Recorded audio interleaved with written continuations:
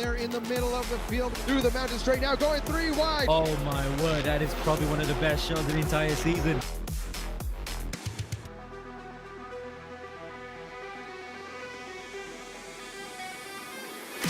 Towards the Nicky Lauda curve, bumping and banging and into the wall. That is a horrible crash. 2 wide now, door to door. Max Verstappen about to knock this. Max Verstappen able to safely rejoin. Slots it right in front of another car.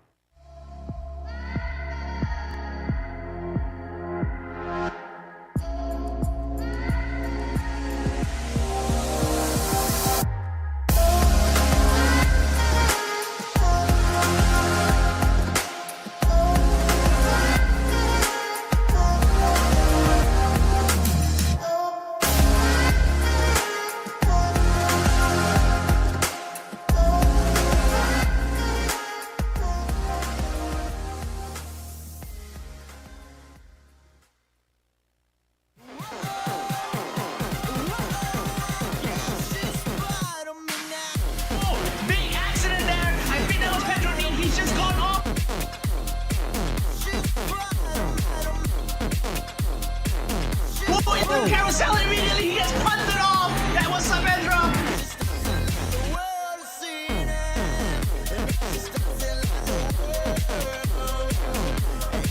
Aguilar, he's gone off. He's been tapped and he's into the barriers.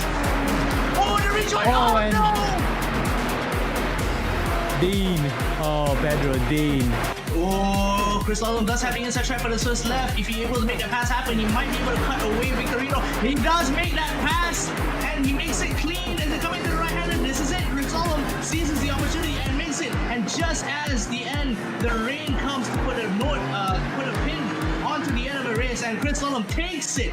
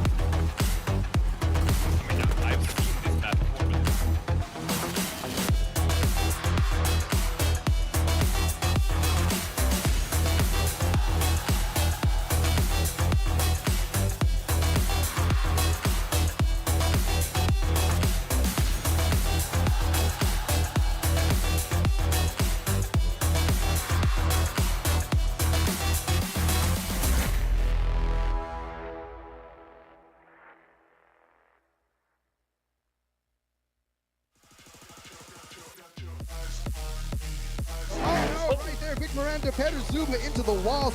It's actually Valero. Valero's actually gone off into the barriers, coming up to the cutting. David Todd making his way back up, has already climbed 7 positions. Oh, it's supposed to be soon there. Sandy goes up.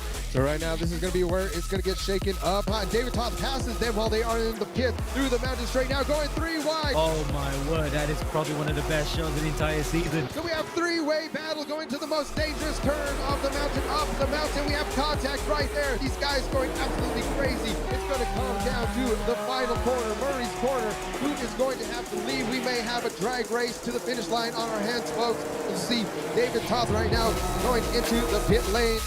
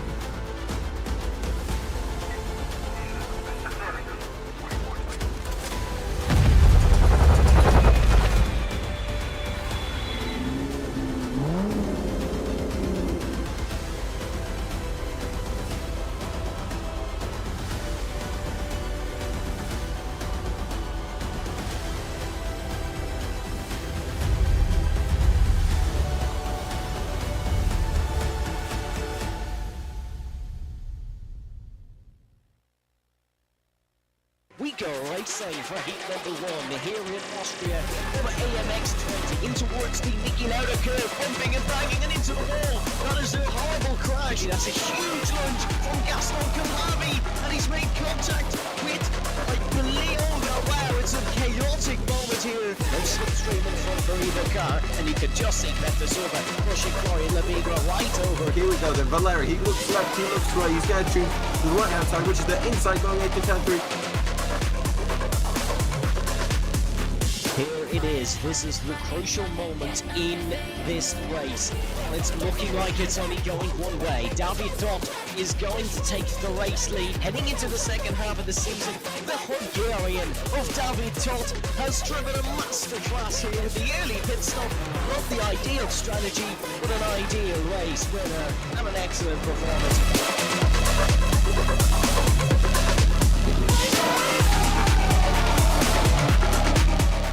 To save our home, we must travel through the gateway to find new energy.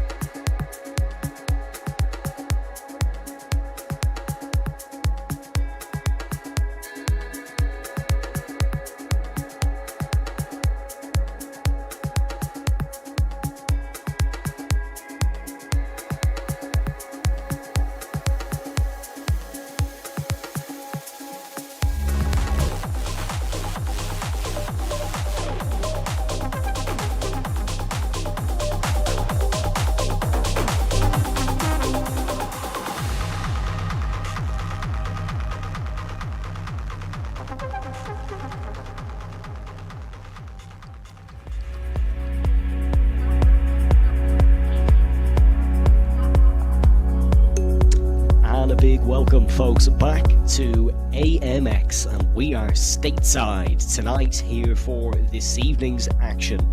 It is AMX10 Race 17 live from Watkins Glen, just south of the Seneca Lake, amidst the rolling vineyards and woodlands in upstate New York's Finger Lakes region. That's Manhattan you're seeing on your screen, not quite the Finger Lakes region of New York State, but certainly some stunning scenery. My name's Evan Dalton. It's a pleasure to have you alongside us tonight, and who better to have for an all-American evening than the wonderful Kevin Garcia. It's great to be here. We had some great racing already going on yesterday. One of those being Daytona at the Oval. IndyCar, a bit of drama all day long, a bit of back and forth with an excellent ending. So I highly suggest after today's race, everyone go back and watch the replay of yesterday's races. Yes, make sure you do go and check out them, but not until we're done our action here tonight. We have 2 TCR races coming up. It's double TCR once again. Well, it's technically 4 races with 2 heats in each at the Watkins Glen circuit, and then returning to Daytona for the second time this weekend. If you do get bored during some of the breaks in our action, make sure to check out our social media handles below. You can see all the available social medias as well as amxrace.com. But there'll be a little bit more about amxrace.com as we run you through a bit of housekeeping.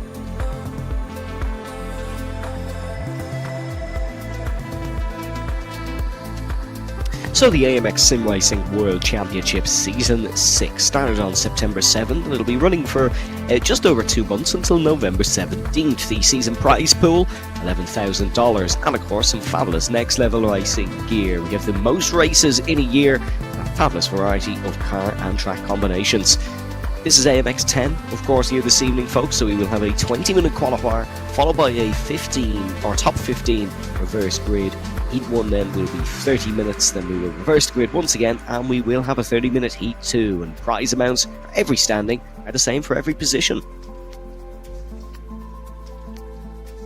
Driver cams required as always. You can find out more information about that via the Discord and amxrace.com.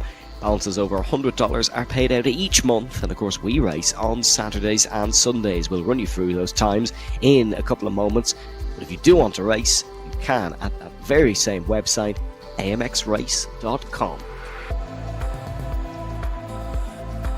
So the schedule then, all in GMT. One weekend we have AMX 0 and AMX 5 at 5:50 PM and then 7:10 PM, and then the next day, Sunday, we'll have AMX 10 at 5:50 PM and 7:30 PM. And then, of course, the next weekend, it'll be those AMX 0 and AMX 5 times again, except on the Sunday, we'll have our mini Enduro, and that is AMX 15, 5:50 PM again. You can check out that one.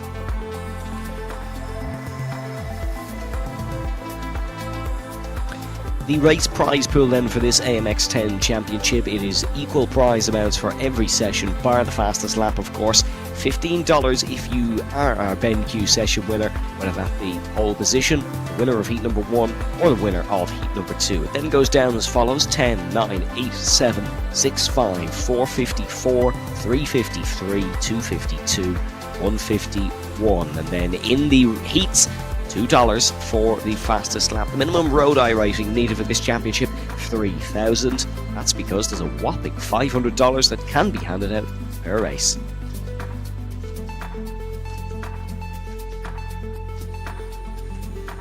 And of course your AMX 10 standings coming into tonight. It is the fabulous Gael Valero who is on top. He's raced for 1 win, 2 session wins, 2 fastest laps. That brings him a whopping 109.5 points. It is Victor Miranda in second place on 92.5. Then it is Jackson Resenge, Florentine Guinness, Dino Felipe, Gaston Kilhavi, Bruno De Carmo. Then it is Gonzalo Fabi, Maurizio Lozano, and Pedro Dean, who rounds us out in 10th. There is a lot of those names on the grid tonight. It should be an intriguing one. And now to run you through a little bit more about where we're racing tonight and what we're racing tonight. It is the local man, Mr. Kevin Garcia. Awesome. Definitely one of my favorite NASCAR tracks, Watkins Glen International. Also home of the 6 Hours of the Glen, both in real life and in iRacing, out here in Watkins Glen, New York, USA. Opened back in 1956, and we're running the layout of a 3.943 kilometer. However, today we're going to run the classic configuration. So that bus stop that's normally in the back stretch will no longer be there today. So it is a lot of high-speed straights out here, which is going to be perfect, I think, for the Audis. But speaking of the cars, we got more than Audis out here today. We have Hondas, we have Hyundais, we have a lot of different, well, I guess a lot compared to what it used to be out in iRacing. So the TCR Class, these cars going anywhere from 315 to 350 horsepower, going down through those front wheels. Yes, folks, front-wheel drive cars all day long today. 1,200 to 1,500 kilograms, and of course, these cars got to have those flappy paddles. So we got to see these cars out in real life as well. The TCR Class now, I believe, is coming to an end this season in real life, but we're still keeping it alive out here in AMX for the next several weeks. But, Evan, I think it's about time we check in with our drivers. Yes, we will be heading over to qualifying now, and currently on top of the session is not Gael Valero, funny enough. It is Juan Blenat, who is top of the running order. 114.603. Gael has set a 114.618, so definitely very close between the two. But yeah, this TCR car, usually four choices.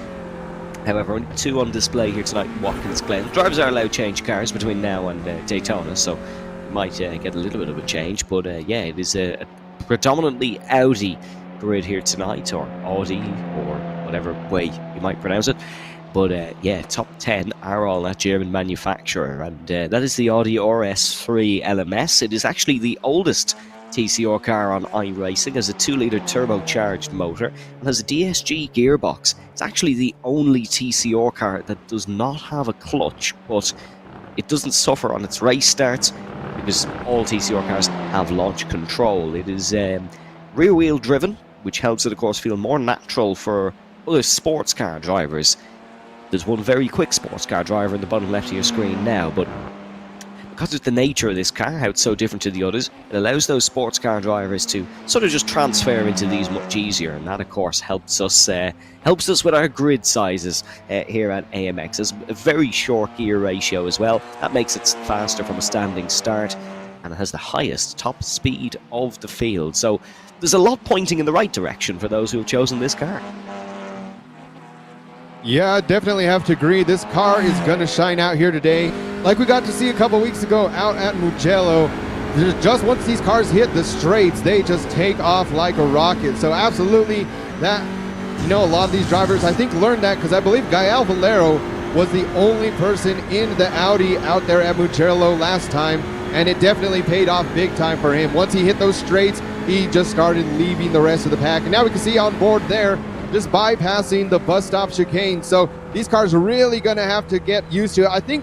I'd say these guys are so used to either the NASCAR Cup layout of this track or the boot layout, which we can see is also getting past right there. You take that corner pretty wide. There's no off track in this configuration of the track, but we can see from Gael Valero, he's not really too happy about that, just trying to heat up those tires, trying to get back that top spot from Juan Blanat. But one thing we've seen from Juan this season, he has definitely come out.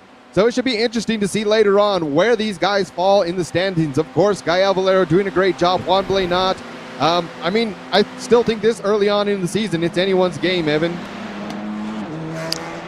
It is. I also think this could be potentially the weirdest layout of Watkins Glen ever, because it's the short circuit, the boot layout, but it also doesn't have the chicane. So best of luck trying to pitch an overtake. We mightn't see an awful lot of them tonight. You've got to be brave down in towards turn 1 and the run up through the S's. But this man is currently quickest in qualifying. This is the Argentine of Juan Blanat, who has been impressive at points this season. Not high up in the standings, is only 16th, but that is because he has raced only twice.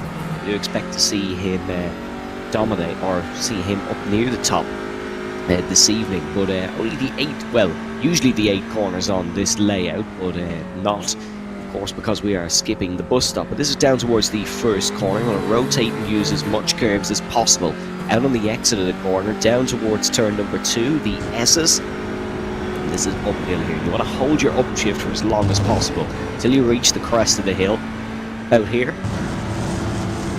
There you go, holds it even longer, holds it a little bit longer. Then it is the long run down to what would usually be the bus stop, but we're skipping straight down onto it, down towards the loop. So usually you'd be planning a braking zone in towards the right there. We're doing a lot of skipping chicanes these days in AMX, but it is down towards the loop now, the right-hander.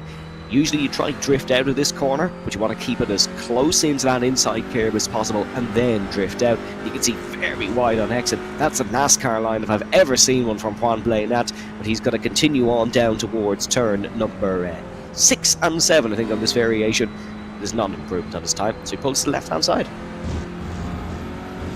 So just like that, we are about 12 minutes into qualifying, and another great track run through from Evan, as always. But definitely Juan Blanat, I mean, he's sitting, I'd say, pretty comfortably right now, but you know that he has that in the back of his mind, whether or not Gael Valero will be making up any time. So definitely throwing that run away right here, not going too wide on some of these, or sorry, too narrow onto the inside of the corners.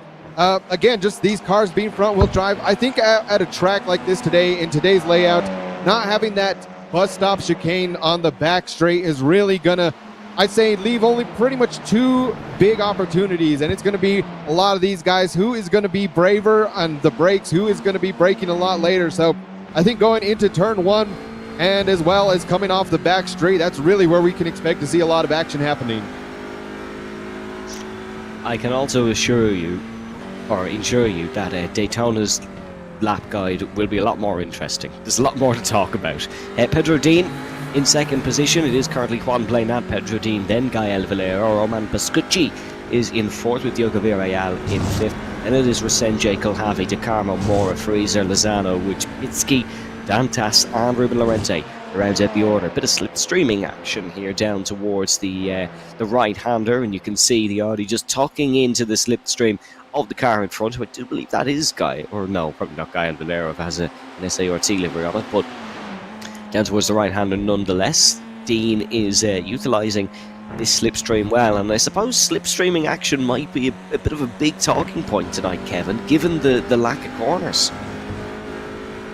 Yeah, definitely. So, I mean, I think out here too, I'm curious because this is a pretty wide track. Of course, like we said, really used to the NASCAR vehicles. You can go too wide through a lot of places out here. It's really going to come down to how dangerous do these guys want to be. But if it's going to be anything like we've seen previously in AMX, these guys have absolutely no problem going door to door. A little bit of door banging in these cars never hurt anyone. But, you know, like I said, you always want clean racing, but if it's anything like we've seen all season long, these guys are not afraid to send it up the inside of someone else and just absolutely put their nose where, well, maybe sometimes they shouldn't, but at the end of the day, that is definitely what you can expect out of TCR Racing. But right now, still, Pedro Dean doing a great job holding up in that second spot. I mean, he's seems to be getting a little bit quicker right now, just over 5 minutes left in this qualifying session. I have a pretty good feeling that that is where our top three are going to stay, of Plainat, Dean, and Valero. However,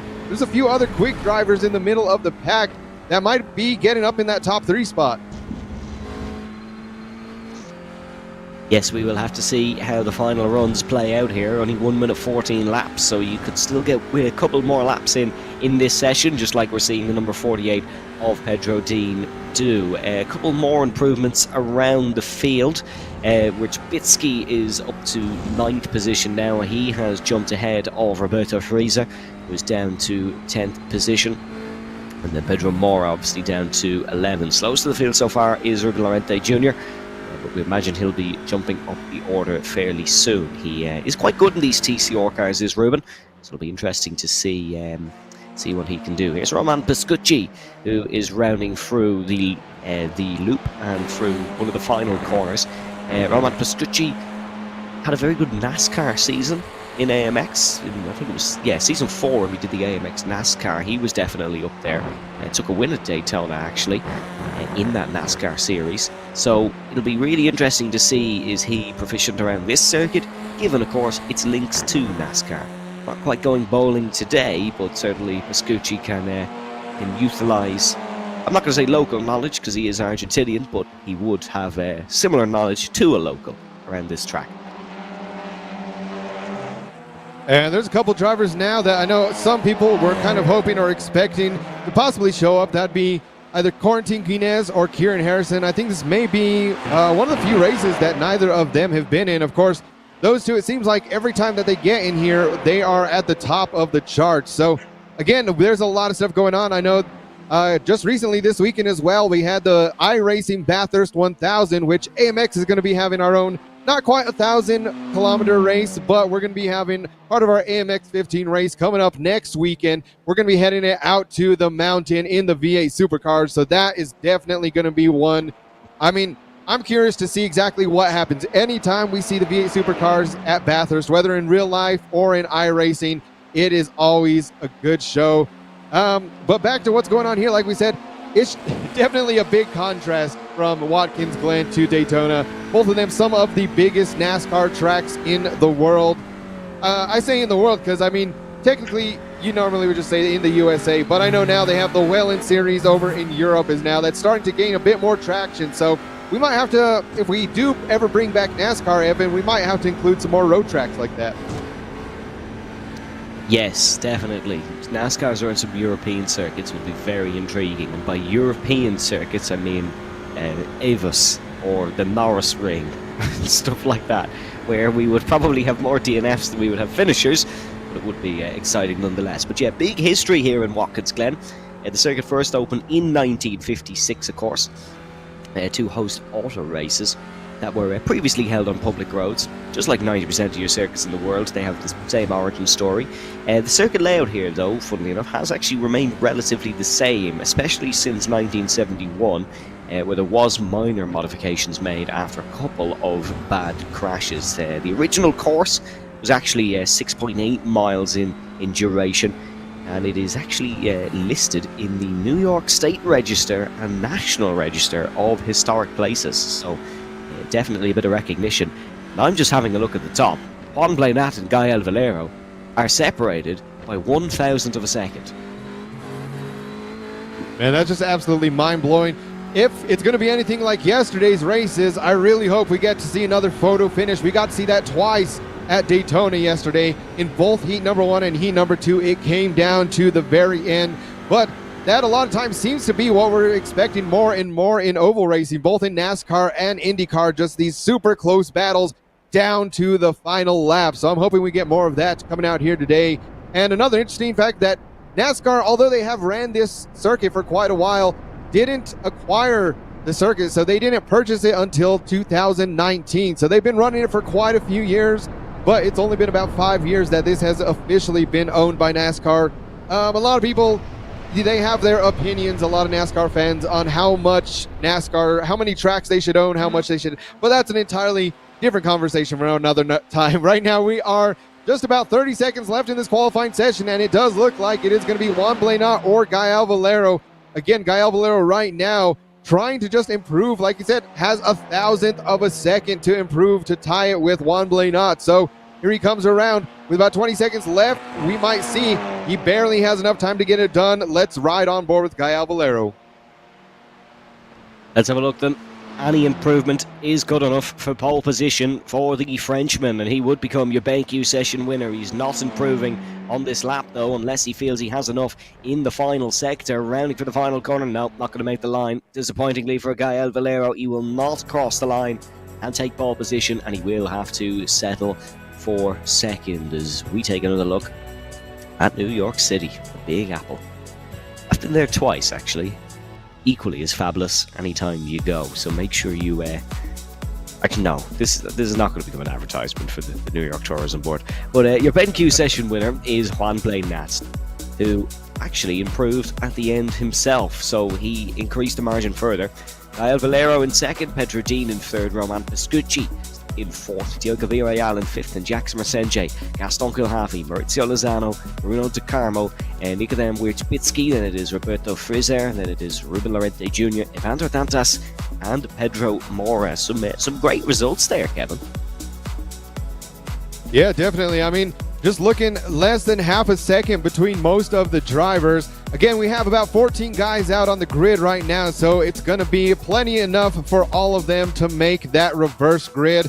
That's going to be putting Pedro Mura and Evandro Dantas up there on the front row. So Pedro Mura getting pole position now, leading into heat number 1. Let's see, as we are moments away from the green flag. Yes, we have standing starts, of course, here, like your traditional TCR races. On pole position for this one is Pedro Mora, Evandro Dantas in second, Ruben Lorente and Roberto Frizer lock out an all European second row, and then it is Nikodem Wierzbicki right behind. That's your top 5, so keep an eye on them. Someone in the stream chat saying David Toth and Juan Blanat look alike, and in all honesty, I don't think I'm going to be able to unsee that one. But it is the all-Brazilian front row of Mora and Dantas. We'll be looking to get the first run down towards turn number 1. It is a very crucial braking zone, a very crucial traction zone as well off the line as we go racing here in Watkins Glen. Great start from the pole sitter, great start from the third place man of Ruben Lorente Jr. as well. Into the slipstream instantly goes Evandro Dantas, and there's a couple of movers and shakers in the background as well. Maurizio Lozano, big dive down the inside, as is there for Gael Valero. Roman Pascucci has got off the line well, he's gained 2 positions. Bruno De Carmo up to 4th, also up 2 positions. So just a great start like that. And like you mentioned earlier, some of these cars having that DSG in them. A little bit easier to get off the line, but nonetheless, just having a great start. Pedro Mura holding on to it so far. I think right now this is what we're going to see. If these guys can take it too wide, there's enough track to be able to do it. But now the snaking begins, trying to cut off a little bit of that. But no one trying to go for any crazy moves so far. So I think that is going to be reserved for going back into turn one. Also out here, definitely these guys trying to take a little bit more of a wider line. You can get super far out there, like we said, this being a NASCAR configuration. These guys running a bit of the NASCAR lines we got to see in qualifying as well, but still not too much shifting of the grid. So far, so good. I think that plays to there not being any tight corners. I mean, this is an absolute huge contrast from our first weekend of the season. Out in the UK, we had a lot of courses with those super tight corners, and now we have a couple of people into the pits. That's Gael Valero and Pedro Dean. Yes, remember folks, one pit stop is mandatory here in the TCR class, and those guys are going to get it out of the way fairly quickly and try run in some clean air and not get caught up over each other. Maurizio Lozano making a move there in the background. The Mexican, the only Mexican on the grid, is up to 5th place. He's overtaken Roberto Friser and down to 6th. Gaston Kilhavy is in 7th, up a spot. Nikodem Witzbitsky getting a poor getaway. He's down 3 positions to 8th spot, and then Juan Blaine Nats, one of the better starters, he's up 4. But those 2 pit stops, of course, are helping. You can see a little bit of a flash in the lights. That is by the 8th place man, Nikodem Witzbitsky, I believe, as he overtakes Gaston Kilhavy. So Witzbitsky, Kilhavy side by side. Witzbitsky's losing places. I think he might have gone off, and there he is. You can just see him running very wide through there. Problems for the Polish native, and Witzbitsky is down to the back. And just getting a quick confirmation, so the pit stops are actually not required for the TCR races. However, they might not have enough fuel out here, with them pretty much being flat out almost the entire time. These guys, and we've seen a couple of these tracks that have really high speeds. That 30-minute race is just outside of that fuel window for a lot of these guys to get into it. So I think from qualifying, they really started getting a hang on how much fuel am I going to burn out here. Like we said, especially without that chicane going on the back stretch. Usually a lot of drivers use the bus stop to chicane kind of for some fuel savings. So they'll kind of let off the throttle pretty early, coast into it, and then kind of just get back on out of it. So having pretty much 2 really long straights out here, like I said, these drivers are going to be flat out most of the race.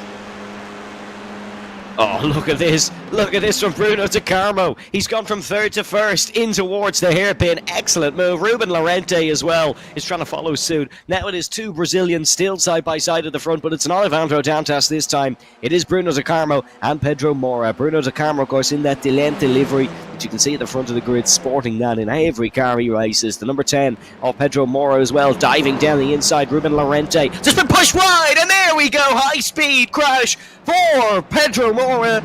Just got caught by Ruben Lorente off and into the wall at the second final corner. And that's definitely one for the highlight reels there. Just absolutely, you can see how much, I think it's easier to see how much speed these cars are carrying whenever they go off the track like that. So just spinning around like a Beyblade. Now, back up front, still Bruno De Carmo in the lead, up 5 places. We have Lozano up 4 places. So those look like our 2 biggest movers of the day so far. Still quite a bit of work to do from Juan Blanat and Gael Valero trying to get up front. They're currently towards the back, but like we've seen, some of these guys already hitting the pit, some of them trying to get back out. Again, I think right now, if you're towards the front of the pack, you might just want to wait to get all the way until the last moment, hit the pits and come back out. Or, like we've seen time and time again, once these guys start getting into those tight battles, going back and forth and losing time, all right, it's time to get out of there, hit the pits, come back out. Yes, De Carmo leads. It is not mandatory pit stop for those who are asking. I thought it was, to be honest, but it isn't. Another person asking, is the Hyundai uncompetitive now? No, absolutely not. It's just very much not suited to this track. The Hyundai would be suited for a track that has a lot more corners and a lot less straights. It's quite good over the corners, very stable, has a very compliant suspension, rotates very nicely. Unfortunately, none of that really matters here in Watkins Glen. It's more about how quick you are up the hill and down the straight. And there we can see a picture-to-picture replay of the incident with Pedro Mura going to the inside, and it looks like just a bit of contact there. trying to go in, come out wide, and just trying to really, take the racing line. He was in front, so he was a bit more entitled to that. But once again, I think just kind of seeing another driver right there perfectly in the blind spot. It all happened so fast. The other driver got a little bit later on the brakes than Pedro Mora did, but unfortunately getting spun out. So we'll have to see if that's something the officials will have to say about later. But for right now, we're looking at the back of Ruben Llorente Jr. trying to defend off Mauricio Lozano. So one driver in the Audi, the other one in the Honda Civic. Again, these two cars out here, Audi a little bit more top speed, but with how crucial the draft is out here at this track, I'm not sure that it's making that much big of a difference. I always love how Ruben Llorente hasn't bothered with a Sparco bucket seat or a sim seat or something. He's genuinely just got a seat out of a bus or something for a sim rig, which is absolutely fair enough. But here comes Ruben Llorente trying to defend off from Maurizio Lozano behind. That is Maurizio, you can see in the opponent cam as he is rounding through the right-hander of turn number 1. Lozano, might have a go up the hill here. Bruno De Carmo is absolutely flying as well, by the way. He's just pulled out of a second for the first time. Yeah, so just like that, we'll have to see exactly where these guys, again, qualifying. We got to see where Juan Blenat, Gael Valero battling it back and forth. But right now, still, fastest lap, everyone's very close to each other. All around the 115s, 114s. But just like that, Juan Blenat setting the fastest lap so far. So fastest in qualifying, and now so far fastest out here in heat number 1. We're still only about a quarter of the way into this thing right now, lap number 6. Bruno De Carmo still doing a great job, trying to pull away a little bit. I think once he starts getting about a second or more outside of these guys, right there, they will start losing the draft, and Bruno De Carmo can really just let his car engine rev all the way up, really let this thing sing out here on track. So Bruno De Carmo so far about a second right now. So like I said, for him, he has all the clean air in the world, just trying to get it to the point where he does not have that pressure from behind. If you can break the slipstream round here, you're in a really good position. I'm not sure many will be able to, but if you can do it, in a very good spot. And you can see Evandro Dantas now putting the pressure on Maurizio Lozano. All very line astern at the moment because they are all benefiting from the same slipstream. That's a mistake from Ruben Llorente. Big pressure now from Maurizio Lozano. This is the Honda versus the Audi. So this is sort of our first multi or different brand and manufacturer battle. You can see Evandro Dantas looking to get involved as well. He's trying to fling it around the outside. Not going to be successful there. There is the difference, you can see, between the straight line speeds of them both. The Audi, known for its good straight line speed, as there's problems. That's Bruno De Carmo, who has had a problem. He's now down to 4th position. Very weird that for De Carmo. I would say potentially some form of hardware issue, because he's definitely not going to pick up a corner cutting penalty or anything in that part of the track. It's just a clear straight. Yeah, definitely very uncharacteristic of Bruno De Carmo. So we might have to see if there was, again, even just you start losing focus whenever you don't have anyone around you at times. So I'm not sure if that's what happened to him. Made just the slightest mistake. But with that, he's going to come into the pit, say, all right, I need to shake that off. These guys caught right up. Now I need some clean air. I don't want to battle with them. So I'd say that's a pretty smart move from Bruno. Just get out here, a bit of a splash and dash, and come back out. We'll see how long he stays in the pits. As now a lot of guys, it looks like they've been in there from anywhere about 8-second to 10-second pit stop. So I think right now Bruno De Carmo looking to do about the same. I don't think it's ever a smart decision to just randomly lift off and lose yourself a load of time.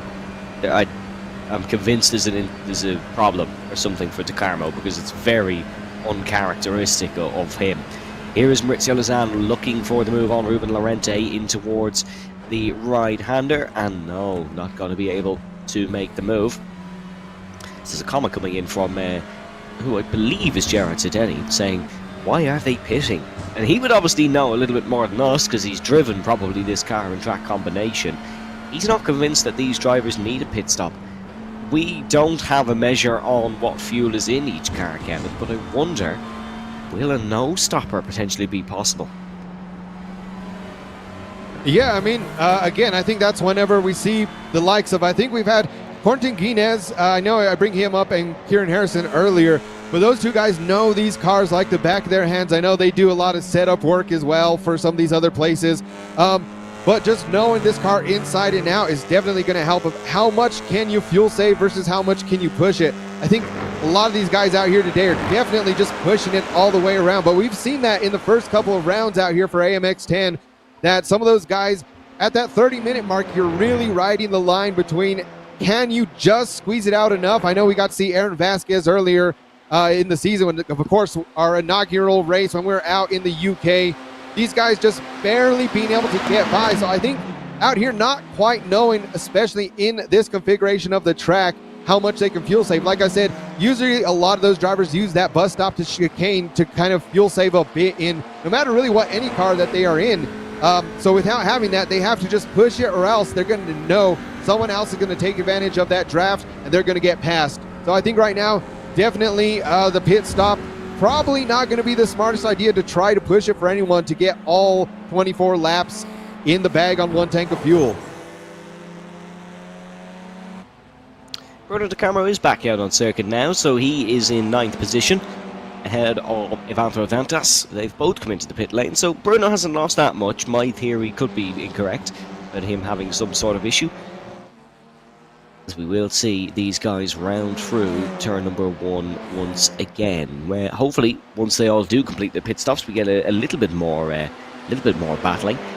But for now, they're all sort of managing their cars, and the correct thing to do, potentially, from a racing perspective, as they do need to manage themselves, get themselves to the end. It is a long race, this one, in terms of laps. It's certainly not a sprint race, about 30 minutes.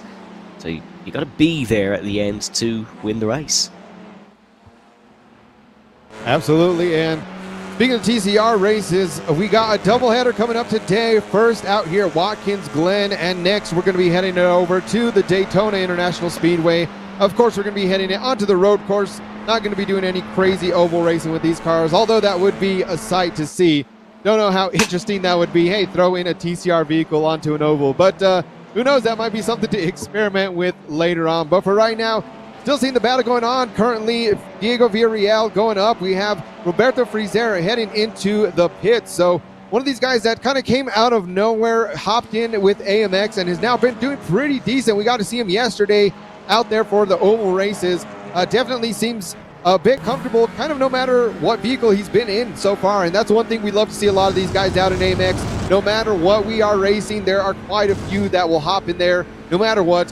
So Roberto Frizzera, a bit of a newcomer this season. We haven't seen him very often, but I think he is going to be here to stay. Yes, the newcomer is Roberto Frizzera, but he's certainly not got cold feet, and he's dove right in at the deep end. And he is looking to make an impact here in AMX. Here's Nikodem Wojtbicki, who's trying it around the outside of Diogo Villarreal, but to no joy, number 33 will stay behind for the time being. Wojtbicki got one of the poorer starts, I'd have to say, Kevin, but he's recovered nicely enough. Is last of the non-pitters, though, so might be in a bit of trouble come the end of the race. Yeah, we'll have to see when he goes in. As right now, Diego Villarreal starting to hit the pits, so that's going to probably drop him quite a few positions. Now we have a lot of the guys of the pit stoppers already catching up pretty quick, so it's still going on, the battle between Mauricio Lozano and Ruben Llorente out here up front. So again, Llorente, he might just be trying to stick with Lozano, but again, the more time that they try to fight for position up here, the more time they're going to be losing. And as I see that, I see his windshield wipers going on there, so not too sure what's going on, if he meant to flash him and just hit it, but a bit of bump drafting as well. So again, I think these two are just trying to get, they already have over a 4-second gap between themselves and Nico Wierzbicki. I think they know, although they're fighting for the win, they have to start working together if they want any chance of either of them walking away on the podium. I loved how Ruben Llorente was pushing Lozano. Lozano looked almost panicked that he was being bump drafted the straight, and Llorente had one hand on the wheel and was scratching his chest. So, you know, there's certainly a casual element in the sim rig of the Spaniard. Ruben Llorente is not one to get flustered very easily. It takes quite a lot to agitate him, but he's going to be looking for the move once again. We're almost at the halfway point through this first heat. It is Maurizio Lozano who leads it, but the top three have not made pit stops. Leaders of the pitters is Roman Pascucci, who is in a very close battle with fellow Argentine Juan Ley Nat. And as they head up the hill. Lorente and Lozano, I imagine, Kevin, they're going to try and work together a little bit here, just to benefit themselves later on in the race. Yeah, I mean, as far as strategy goes, that's definitely would be the smarter thing from both of them. And we can see, again, another bit of a tap from the back, just the bump draft. Like I said, they both know at this point, I'm sure, I don't know if they've been doing this, how many laps they've been doing it, but we definitely caught it last lap as well as this lap. These two drivers, especially with Ruben Llorente, he is in the Audi, which has just a slight bit more top speed than the Honda Civics out here. So definitely, again, I'm not sure we see out there with Lozano, Llorente. Both of these guys, I think from where they were in qualifying, no, they're going to have to do every little trick that they can. Of course, I'm not sure if either of these guys, have a bit of experience out there in the NASCAR vehicles, because that's definitely something you see all the time out here at Watkins Glen, is a lot of guys just saying, you know what, we need to break away from the pack. All right, let's go shake and bake, and let's hit this thing going as far ahead as we can. And so far, they had about a 5-second gap almost, and now Nico Wierzbicki, one of the last in that top 3 to hit the pits. So Lozano, Llorente, it's going to be up to them. How far do they want to go? How long do they want to keep up this strategy before both of them hit the pits? And I would assume that they're both probably going to hit the pits at the same time. Very good Ricky Bobby reference. Well done, Kevin. I think we can all appreciate that one. As Nico Wierzbicki is into the pit lane, you can see he also is into the pit lane with Jackson Resenje, who Resenje not playing any further part in this one, unfortunately. Lap 14 out of 24 in the Honda Audi battle. It is currently the Honda on top. Maurizio Lozano representing Goats Esports here this evening. He's ahead of the Spaniard of Ruben Llorente Jr. It's all Audis back to Evander Dantas. Then the Honda selection, not a wide variety of it this evening. But Lozano has been put under some pressure, and there is the spin just as he was about to enter the pit lane. That caught Lozano off guard, or that caught Llorente off guard, I should say. Ran into the back of Maurizio Lozano. Lozano saved the half spin, but some crucial time lost. Yeah, so just like that, your race leader just almost could have been an extremely bad incident. So luckily kept a lot of that damage off of the car, kept it from going into one of the walls. So now he's in the pits, and Ruben Llorente is pretty much all alone right now. So again, if that might have been strategic of, all right, I'm going to kind of leave him out here to dry, let him be on his own, no more of this bump draft going on. I need to get out there and hopefully try to get on the pits, but that's already putting Maurizio Lozano now 9th place and dropping. As you can see, this is the technical leader battle between Roman Pascucci, Juan Blainat and Gael Valero. 3 names that have deep-rooted legacies in AMX history, and they want to expand that further. Roman Pascucci under big pressure from Juan Blainat. Gael Valero just sitting pretty. They're all going to slipstream each other down towards the loop. Blainat lifts off, Pascucci breaks later. They'll stay how they were for now, but this could all change. Come down towards the first corner. Ruben Llorente is into the pit lane. Keep an eye on his pit exit and where he falls out in amongst this battle. Remember, he won't have to put as much fuel in as these guys did, because these all pit early on. Llorente is the last one to pit here in this evening's first heat of AMX10 action. Braking for the right-hander in the final corner and exiting of it. Typically turn 11, but turn 7 on our variation of the circuit down towards the first corner. Valero doesn't necessarily want to fall out of line because he wants to keep his slipstream. Llorente going to exit the pit lane very shortly, and you can see he will just be behind these guys. Ruben Llorente will be down to about 8th position. I think he might just get ahead of Lozano. He will. So Llorente has successfully overcut Lozano, and Lozano will remain in 8th. Yeah, so all of these guys were in the top 5 for qualifying. Of course, Juan Blainat being the leader of the pack, followed by Gael Valero. So Roman Pascucci definitely going to have to figure something out. He's going to have to be extremely defensive the rest of this race if he wants to hold on to that win. Like I said, a lot of these guys out here, the draft is crucial on that back straight, but it's looking like all 3 of these guys not really trying to do anything again. They might also start working together. There's about almost a 6-second gap right now between Gael Valero in 3rd and Bruno Di Carmo in 4th. So again, this might be the strategy out here all day long. Just work together what you can and worry about the battles towards the end of the race. That way, if you do make a mistake at the end of the race, well, you already had that 5-second gap. So we'll have to see how far they can get. But right now, still, Roman Pascucci, Juan Blanat, the two Argentinians, kind of looking like there's a bit more bump draft going on between those two, trying to leave Gael Valero behind. It's not often you say that, is it, Kevin? They're trying to drop Gael Valero. Usually he's the one on that antics.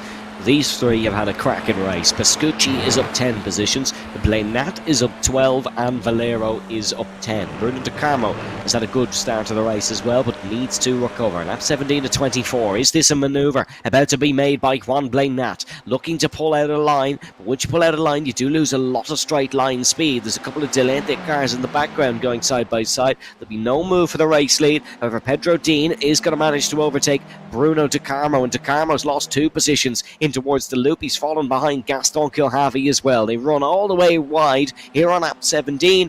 They're going to try and do everything possible to overtake Roman Pascucci. Yeah, and speaking of Bruno De Carmo, that seems like the same place where he dropped positions earlier on too. So I'm not sure if there's something about the outer loop that is just giving him a little bit of trouble out here in the TCR car. But now still the battle ensuing for P5 there you can see in the bottom right hand corner, as well as I'm not sure again if there's as much battle going on for P1 as much as they're trying to work together, but definitely for P5 those guys are wanting to claw every single position that they can. Again, we'll have to see if Pedro Dean, Gaston Culavi, Bruno De Carmo, if those guys stop fighting a bit and start trying to work together to close that gap. Like I said, all of them want to get a podium position, but the more they fight, the less and less that is looking like it's going to happen. Is right now nearly over a second gap now between Juan Blanat in second and Gael Valero in third. Valero has been dropped. The championship leader has been dropped by this front two, so it is an inter-Argentine battle between Roman Pascucci and Juan Blanat for the race victory. Well, at least for now. Everyone has made their pit stops, so they are all fueled to the end. You can see the battle for fifth in your picture-in-picture. This is between Gaston Kilhavy, Pedro Dean, Bruno De Carmo, as you can see in the backpack. Through the left-hander though, the penultimate corner down towards the right-hander. The final corner, there's very few left-handers on this circuit. This isn't one of them. Great line out of there for Blanat. He might be able to have a go down towards turn number 1. And looking at this too, I mean, also I think Juan Blanat is just trying to stay right behind Roman Pascucci until possibly the final lap or even the final two laps. Because, I mean, just how critical we've seen so many people be able to pass on that back straight.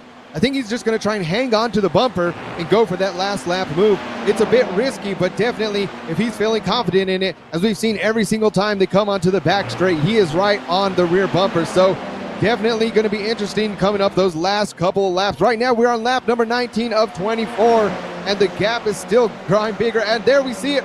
Now the two, not two Delente esports cars, one of those is a bit pitch black, but we see there Pedro Dean, Bruno De Carmo, Ruben Llorente, there's Gaston Culavi leading the pack of those guys. Yeah, we'll have to see exactly when they're going to go to make the move. Of course, Pedro Dean now kind of in the second position. They all, I think, have figured it out.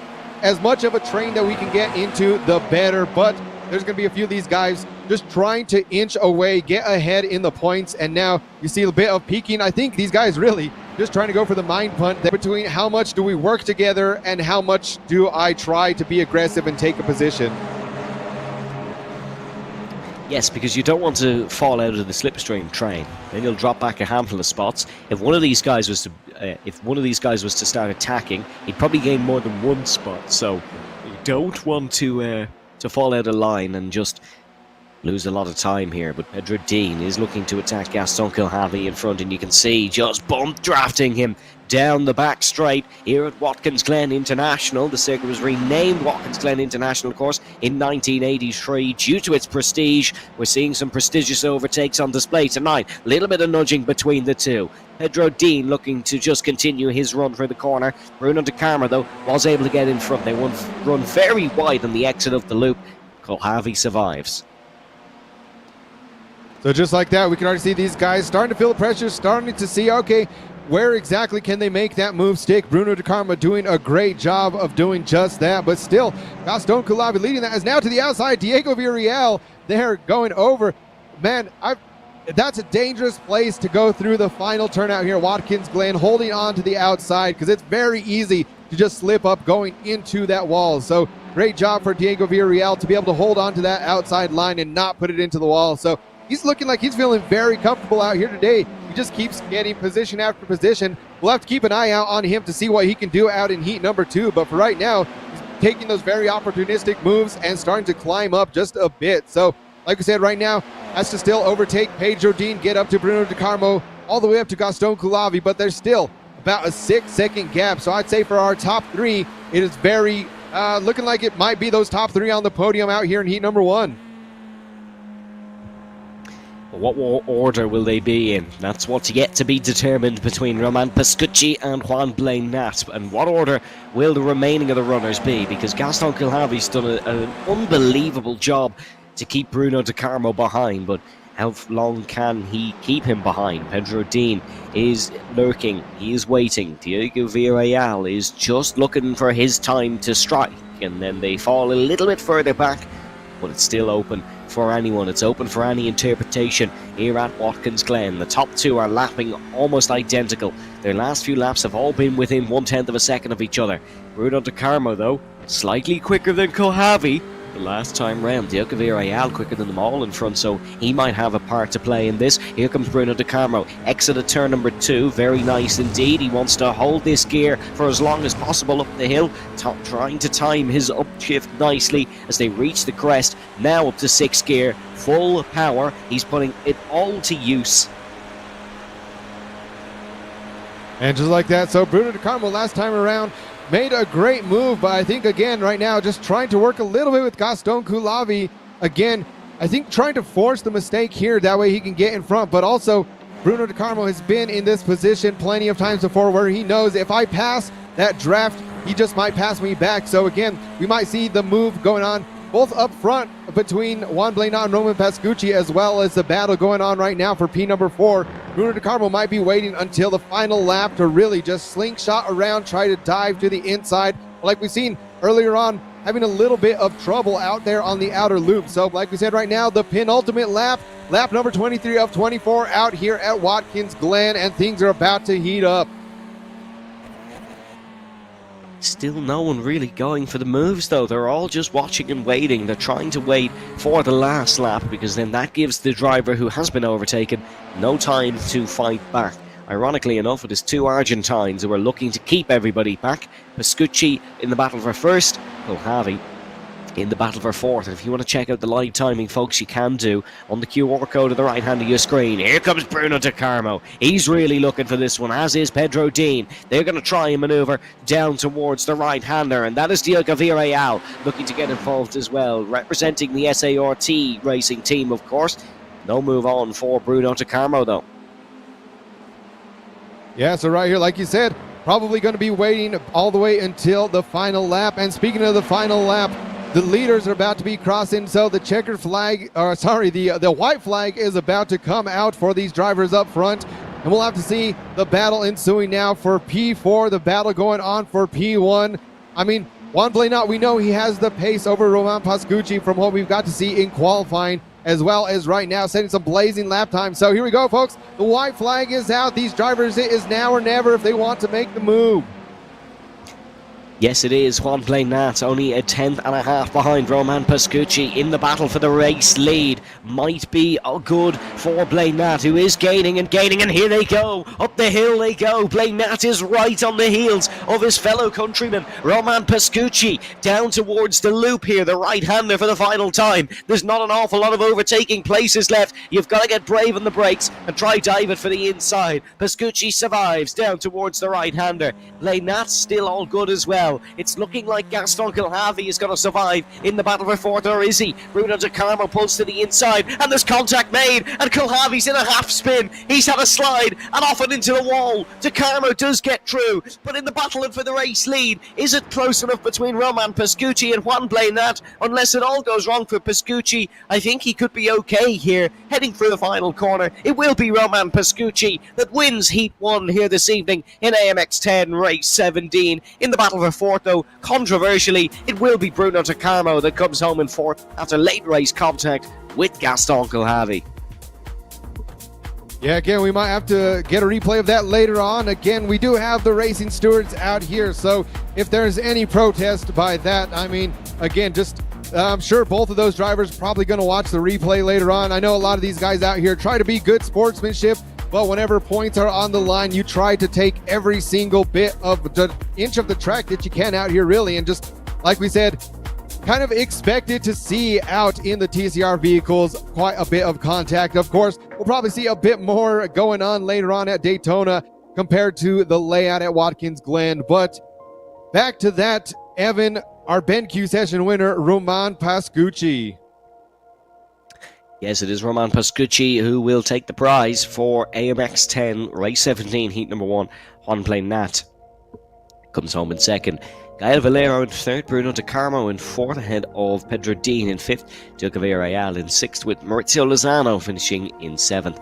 Gaston Kilhavy comes home in eighth, with Ruben Lorente Jr. in ninth, Evandro Dantas in 10th, and it is Roberto Friser in 11th, Nikodem Wierzbicki in 12th, Pedro Mora in 13th position, with Jackson Reseje, a non-classified finisher, down in 14th. Fastest lap, that goes to Gael Valero.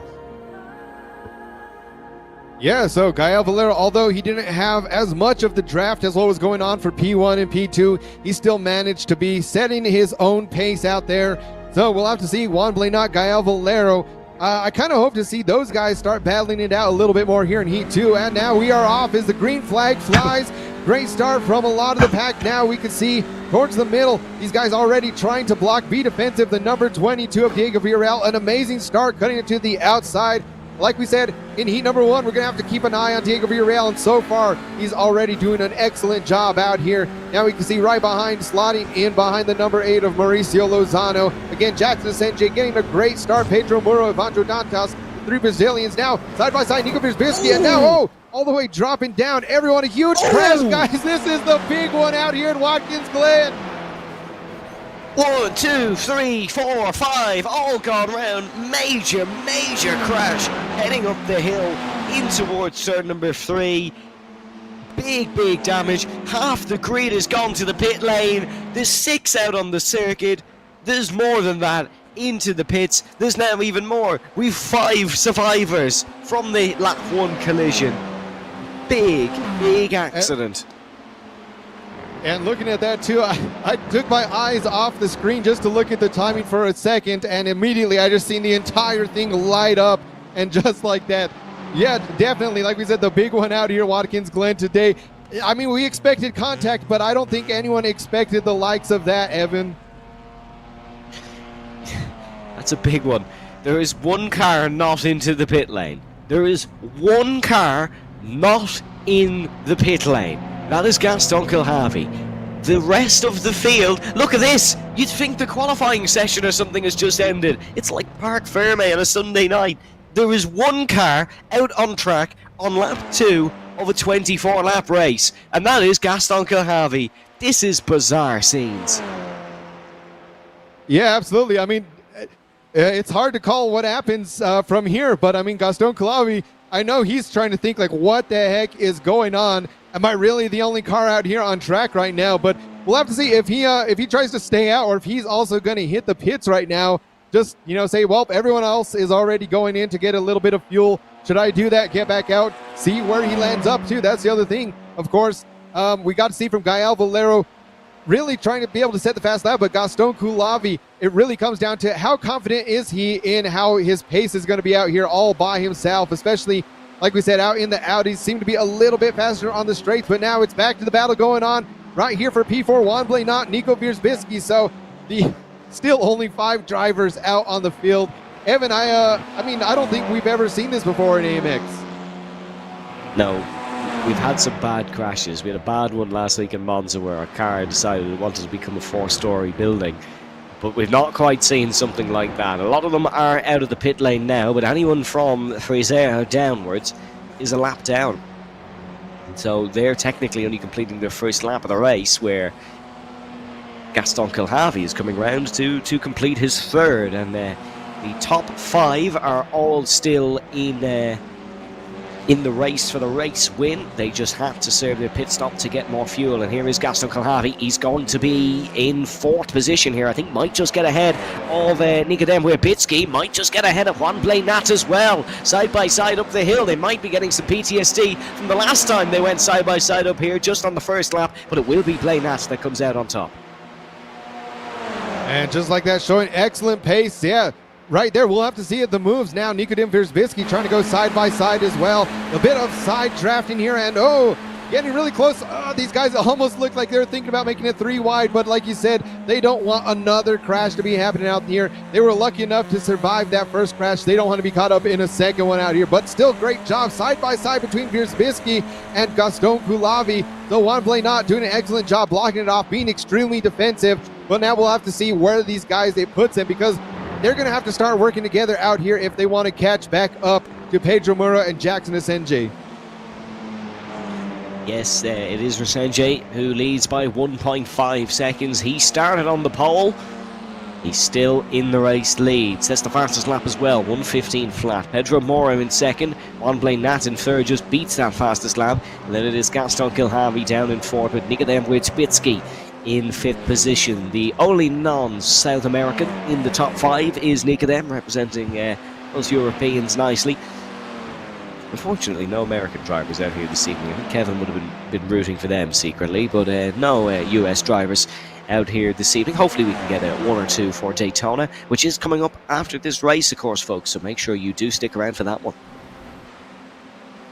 Yeah, there's been a few people out here too, trying to talk to a lot more guys, trying to get them out here. But like I said, a lot of guys. We got to see yesterday some other Americans. I mean, we got to see one of the Barrichello family out here yesterday. But again, those Brazilians living in the U.S. But here's a full screen replay of what happened. Just there, it looked like Nico Wierbicki just slightly tapping. Oh, right there. Man, I mean, there was really nowhere to go. Like I said, you do not want to go too wide up through the S's, and just like that, the slightest bit of contact caused everyone to pretty much completely get spun around. Oh my God. Man, just look at that. Cars flying in the air. I know we were on board with Diego Villarreal right whenever this chaos started ensuing. Nico Wierbicki, I mean, he had a little bit of a tap right there that might have just set off the chain reaction, but luckily for him and a couple of the drivers, right there in the middle too, it looked like Juan Blenat just barely, still getting a bit into the wall, but nearly avoiding the whole collision. That's definitely going to be one that, and again, bouncing still, everyone's still bouncing. It didn't seem like it went on that long, Evan. No, it didn't. There's car debris dispersed around the circuit like shrapnel up the hill. That is unbelievable. It was a TCR pinball machine up the hill here at Watkins Glen. It's the only way I can describe it, really. We are now looking at some of these drivers involved in it. They pitted for a service, got their cars fixed up nicely, and now they're back out on circuit battling. But remember, those from 6th place downwards are out of contention for the race win. They're just battling for the minor placings. Remember, there is prizes for all the positions here in this race specifically, so they're still going to be fighting for them. 44 seconds between 5th and 6th. That's where it's Wierbicki and Diogo Villarreal. I tell you what, we're lucky we didn't lose more actually in that crash, because from 3rd place down, all could have been involved in it. Yeah, absolutely. That, could have been. I mean, it was really bad. But hey, 5 drivers squeezed their way through. That could have been pretty much everyone except like a couple, like you said, Evan. But still, right now, I expect we're going to have quite a few battles going on for all those drivers that have to hit repairs, come back out. I'm sure a few of them not getting probably all the repairs that they wish they had. However, still right now, the lead, Jackson Asenge has a very comfortable lead, about 1.5 seconds over Pedro Moura in 2nd place, as well as nearly a 1.5 seconds over between 2nd and 3rd place.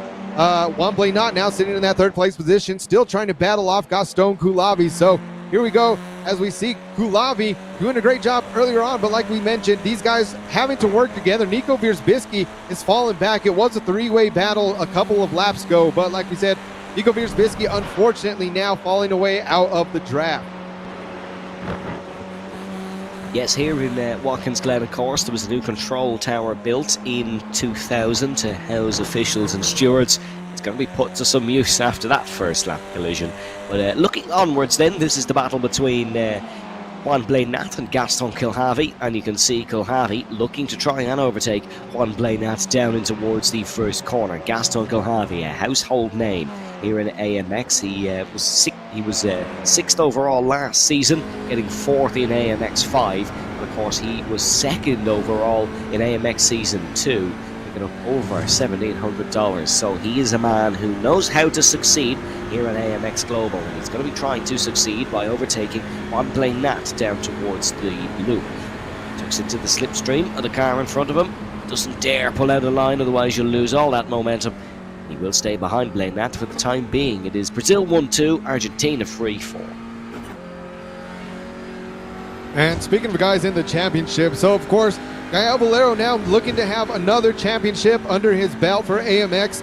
I mean, really, we're going to have to start seeing who is going to challenge this guy. Of course, today, getting involved in that big incident, not going to be the best in terms of points for today, but he'll have plenty of time once we headed over to Daytona to make that back up, stay on top of the point standings.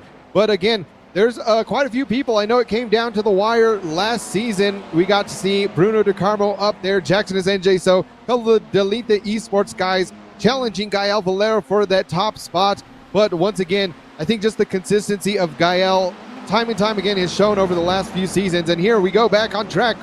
Man, I thought Diego Villarreal was going to go for a dive right there over Bruno DeCarmo. So, like we said earlier, these guys, they don't want to get into another incident going on like they seen at the beginning of the race, but they're still going to go just really claw every single position. And like we said, Diego Villarreal now putting the pressure onto Bruno DeCarmo, trying to get him to force a mistake out here. So we'll see Bruno DeCarmo doing a great job of defending, but knowing that draft right there again, will these guys work together, or are they going to just claw for every single position? Like I said, having already that incident, I think they're going to be a bit more gutsy in when they make their moves.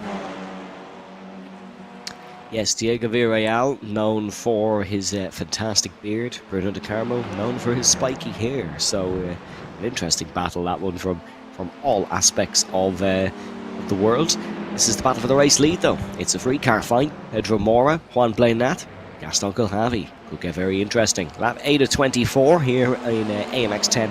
Race 17, heat number 2. We'll have race 18 coming up at 7:30 GMT. That is these TCR cars once again around the home of racing in America, Daytona International Speedway. Sticking here on our AMX TCR World Tour. Blainat putting Mora under a massive amount of pressure, heading up the hill through turn number 3, through turn number 4, and down towards the loop hairpin.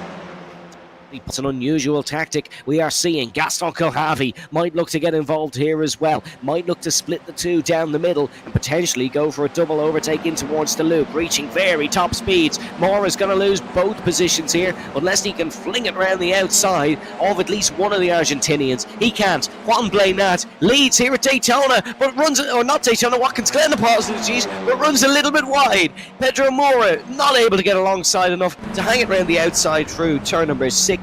He'll have to settle for third.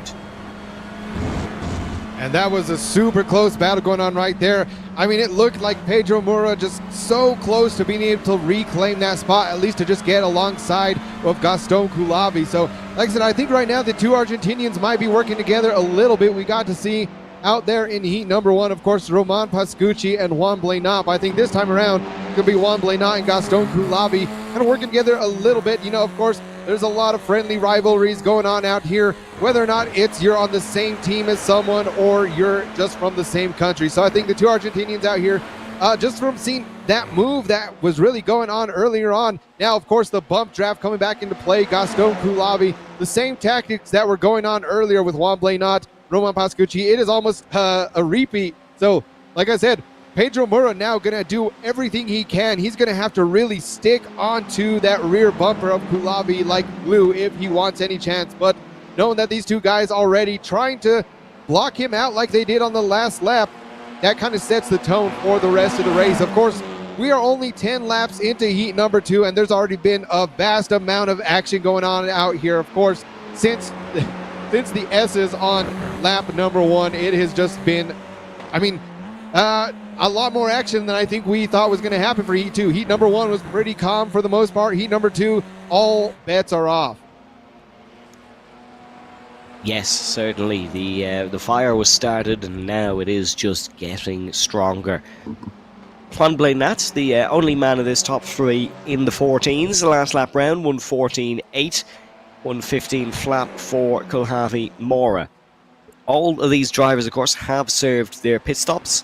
Most of them were due to them having to pit for damage, and then the top 5, of course, or top 4 as it is now, did pit for a fuel service. So it is Juan Blanat leading, Gaston Kulhavi in second, Pedro Mora in third, Nicodem Wojcicki in fourth, Bruno De Carmo in fifth, Diogo Villarreal in sixth, and it is Pedro Dean, and it is Roberto Frizer, it is Ruben Lorente, Evandro Dantas, Maurizio Lozano, Gael Valero, Roman Pascucci, and then Jackson Resenje out of the race again, unfortunately. So there'll be no points scored for either races for Jackson Resenje, because you got to complete 80% of them to get a classified finish. Yeah, so we'll have to see. I'm pretty sure, I'm looking right now, it does look like Jackson, you know, it was not his race out here for heat number 2, so he decided, I'm going to get out here, I'm going to go ahead and start practicing for Daytona. So looks like Jackson Resenje already out there putting in some laps at Daytona, getting ready for that. That may be a little bit more suited to his racing style out there. Of course, a lot more turns out there. Daytona, one of these tracks that these TCR vehicles do see quite often. Of course, the Roar Before the 24, one of the big events that has the TCR vehicles out there, as well as alongside the GT4. So we'll have to see Jackson Resenje. Hopefully this extra practice will be doing him well. But right now, it's still back on for the race lead. Juan Blanat, Gaston Kulhavi. Again, Kulhavi knowing, don't make that move too early, or else Juan Blanat has a very good chance of just taking that position right back. We got to see last time. I'm not sure if these drivers will try to make the move on the penultimate lap. They waited until the final lap last time around and just couldn't quite get that move done. So we'll have to see if they learn from those mistakes of heat number 1.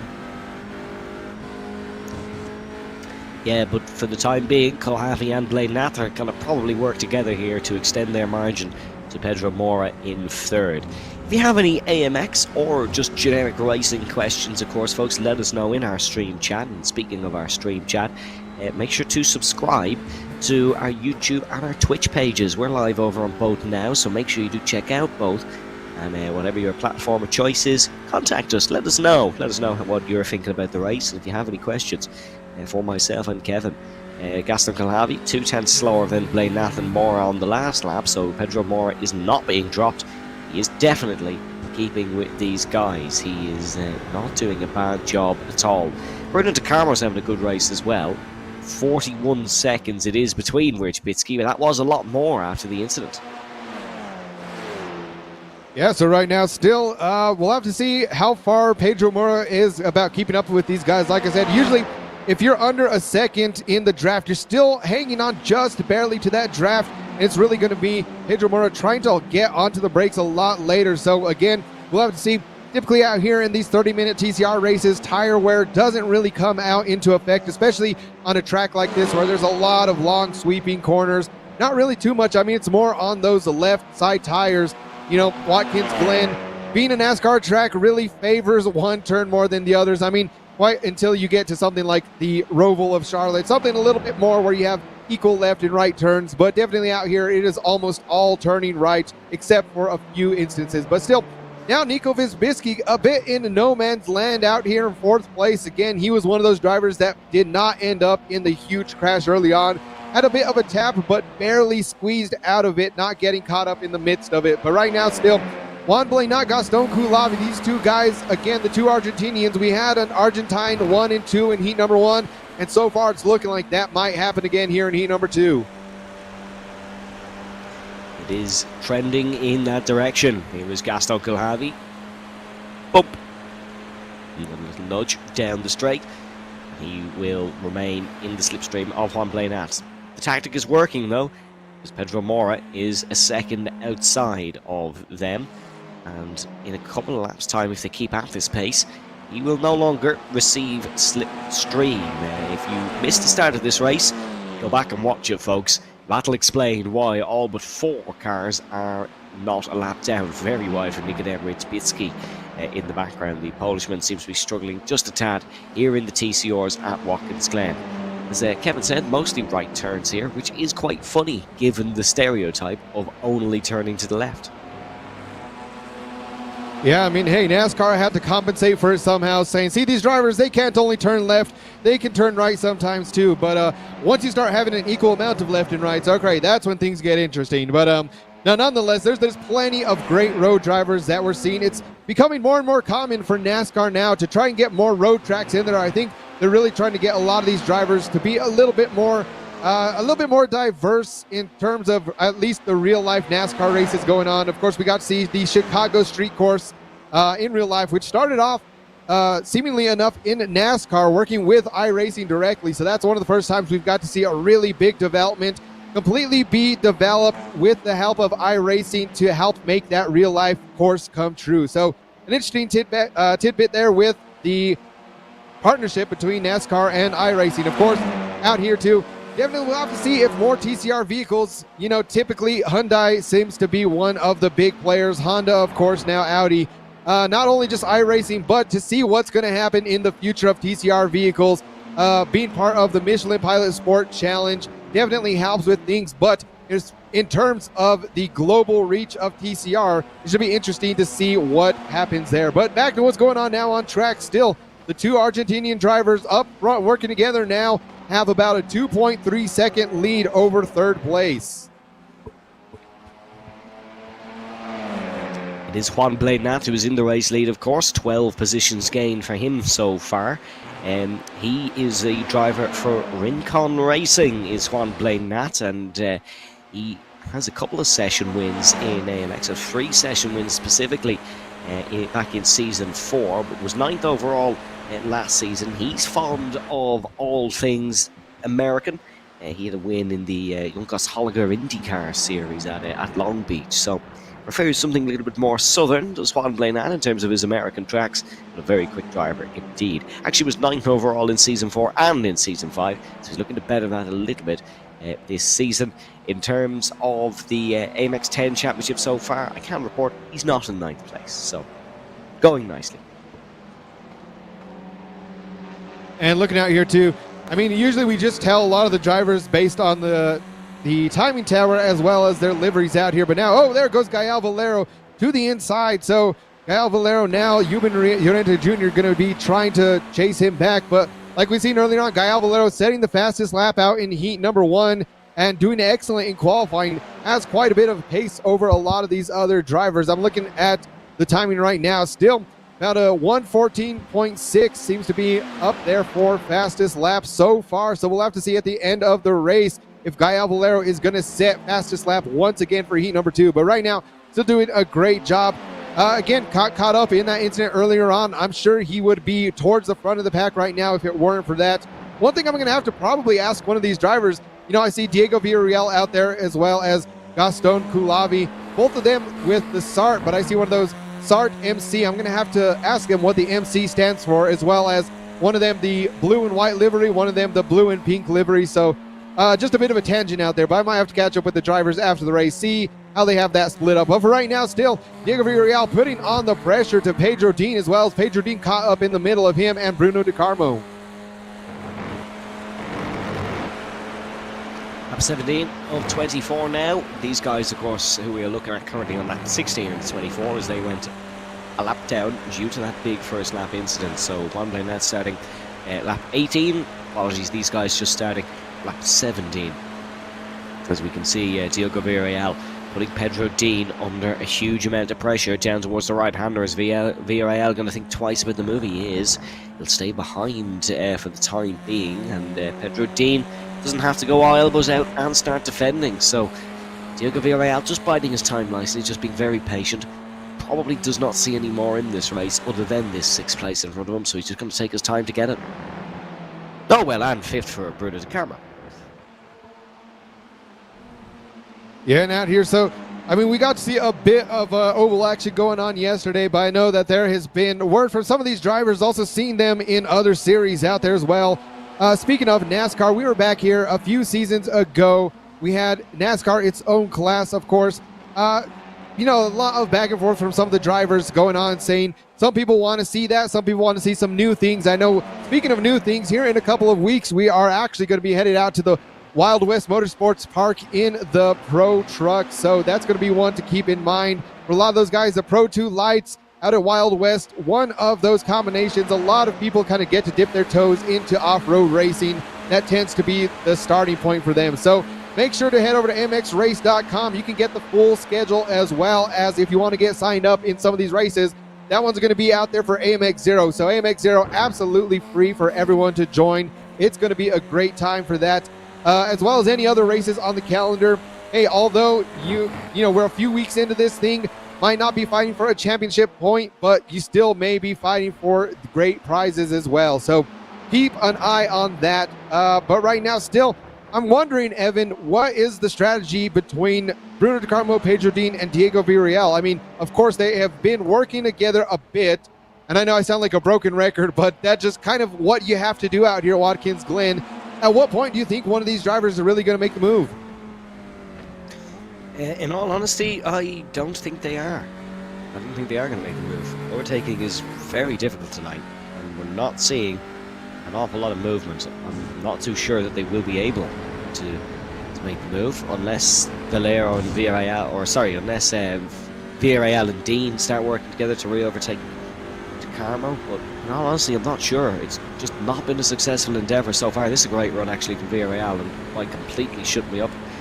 As you can see, he gets to here, he pulls out of the slipstream and then just starts losing and fading. And yeah, look, what am I being hired for? Because there we go, complete wrong. Villarreal dives down the inside, looks for the move immediately. I'm almost starting to wonder if Diego Villarreal has us listening on the stream, which is saying, you know what, these guys say no one's going to make a move. All right, I'll make the move. So we'll have to see. Great move, though, from Diego Villarreal. Now he's focused on Bruno DeCarmo. So with just a few laps left to go, we'll see if he tries to pull that same move with Bruno DeCarmo again. I'm thinking possibly, if he goes for it, might be waiting until the final lap, like we've seen earlier on from the two Argentine drivers for the lead. Couldn't quite get it pulled off, but now Juan Blanat, Gaston Coulavi, we're going to have to keep an eye on them for that penultimate lap. So once again, we're going to have two battles going on for the checkered flag, possibly. We might, which deja vu anyone from heat number 1, where we had the two battles. Villarreal into the slipstream of Bruno DeCarmo here. Is going to be 2 moves and 2 laps for the Uruguayan racer, and it might potentially be DeCarmo. Kind of wants the inside line, however there'll be a little bit of a bump from Villarreal. He's under pressure, remember, from Pedro Dean right behind, but he is going to pull out a line. And Diego Villarreal doesn't fancy hanging about anymore. Dives down the inside in towards the loop. DeCarmo trying to keep it around the outside. This is a brilliant move from Diego Villarreal, but can he pull it off? DeCarmo will have a lot of exit to work with. He'll have the inside line for the next left-hander, and Diego Villarreal is still on the outside. Brilliant run for the corner for DeCarmo. He's going to stay ahead in the Delente Esports machine. Great racing between these two. It's going to hopefully carry on for another couple laps. Absolutely. So I think Diego Villarreal said, you know what, things are getting a bit boring just staying in line. I'm going to shake things up a bit, and shake things up he did. So now definitely just putting the pressure onto Bruno DeCarmo now, saying, you know what, things are getting a bit too comfortable.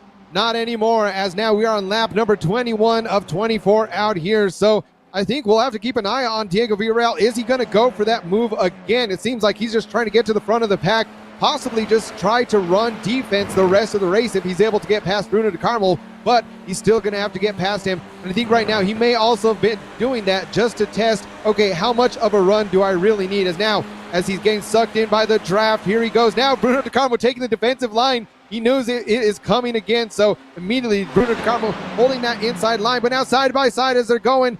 Will he have the grip on the outside? No, he's going to slot right back in, try to get the run coming into the last final couple of turns. Door-to-door racing between these two. The two behind as well are very close indeed. And look at this. Villarreal tucks right back into the slipstream again. This corner will have 2 more laps to go. Or, well, yeah, we should have Just over 2 more laps to go after this one. Remember, these guys are not on the lead lap, so they are just a little bit behind. Well, they're not close to the leaders, is what I should say. I believe they are actually on the lead lap, but that is, yeah, they are 30 so seconds behind. DeCarmo should be able to survive for now. It's the last lap where he could be in a tad bit of trouble. And just like that, I mean, we can see from some of those camera angles just how much Diego Villarreal is able to just stick it to the rear bumper. Again, just absolute great car control. Bruno DeCarmo going defensive again. Here we go. Diego Villarreal now trying to run to the outside line. We see behind him Pedro Dean kind of seeing, okay, who am I going to stick behind now? Is trying to stick behind it. Slots back in, and ooh, looks like losing quite a bit of time right there. So I think, again, Diego Villarreal trying to go for the move a little bit too soon. It looks like these guys are going to probably have to go for that move if they're going to want to take that pass on the back straight, roughly where the bus stop chicane is, to really get enough of that slingshot. But now again, door to door, Diego Villarreal really just doing a great job. Again, I think at this point, we'll have to see if Bruno DeCarmo can hold on to it, try to not make any mistakes, but now almost side by side, Diego Villarreal slots back in. I think he doesn't want to get too overzealous here because he knows he has Pedro Dean right on his tail that can take advantage of that. We have actually had a swap for the race lead. Gaston Kilhavy's got the move done on Juan Blanat in towards the loop. And they're going to have to try and, Juan Blanat is going to have to try and swap this back round if he wants to take the win, because we're going on to the final lap of the race here. You can see the battle for P5 on your picture-in-picture. That is between Bruno DeCarmo and Diego Villarreal. The battle on your main screen is the battle for the race win. 6 positions gained for Gaston Kilhavy, 11 for Juan Blanat. Juan wants to change that to 12 and 5. Villarreal trying it round the outside of Bruno DeCarmo once again, but DeCarmo holds a steady inside line, and Juan Blanat is well in the main picture, runs a little bit wide for the first corner. DeCarmo stays ahead, but wide for Villarreal. Villarreal loses out on the picture-in-picture. Here comes Juan Blanat on the main screen. Gaston Kilhavy is looking very much under pressure here. Down towards the loop. Blanat goes for the outside on his fellow Argentine of Gaston Kilhavy. There's a nudge between the pair of them. Who's bravest on the brakes on the final lap? There's contact, and round goes Gaston Kilhavy. Big incident into the wall. Juan Blanat will win the race in unbelievable controversial fashion. Pedro Mora will fly through. Big damage for Kilhavy. That car is not going to make it to the checker. Yeah, and absolutely, that's one thing I'm pretty sure I would not doubt if we see a protest from there. Of course, Juan Blanat nearly had the pace, but just getting a bit too aggressive right there. So you can see the look on his face. You know, he's glad to get first place, but I'm not sure he's quite glad to get it like this. You can see him not really celebrating as he comes across the line. So I'm sure that's definitely one of those things that we'll see a lot of the drivers out here trying to be good sports about it. But now back to the battle going on for P4. Out here, a lot going on. So side by side going in. Pedro Dean trying to get the inside line. A bit of contact, and Pedro Dean spinning right there, leaving Diego Villarreal to catch back up. Diego Villarreal now trying to make it 3 wide going in through. Oh, huge wide line. Will Villarreal be able to reel it back in? We have Pedro Dean now on the lead of these, leaving Bruno DeCarmo looking like he's going to hold on to that P4 spot. DeCarmo leading it now, still 2 wide going into the last couple turns. Now back into the train is someone going to go for the over-under. Not sure. Pedro Dean getting a little bit squirrely right there into the final corner, nearly 2 wide. Who is it going to be? A drag race to the finish line between Pedro Dean and Frizer. Frizer just not able to get it. Diego Villarreal getting blocked as well. So there we go, folks. An amazing finish for the middle of the pack. Great battling going on those last few laps.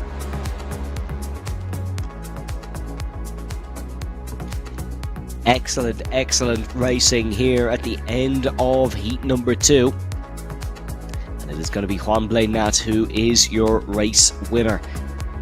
Really exciting stuff there at Watkins Glen. The first lap and the last lap, the 2 dramatic ones, funnily enough. As it is Juan Blanat who is your BenQ session winner. Pedro Mora in second, and it is Nikodem Wojcicki, Bruno DeCarmo, Pedro Dean, Roberto Frizer, and it is Diego Villarreal, Gael Valero, Ruben Lorente Jr., Andrew Dantas, Gaston Kilhavy, Maurizio Lozano, Roman Pascucci, Jackson Senje. Then, of course, a non-classified finisher. Your fastest lap went to Gael Valero. And I suppose after that race, Kevin, we're kind of left wondering of what could have been, since we lost so many cars from the race win fight so early on.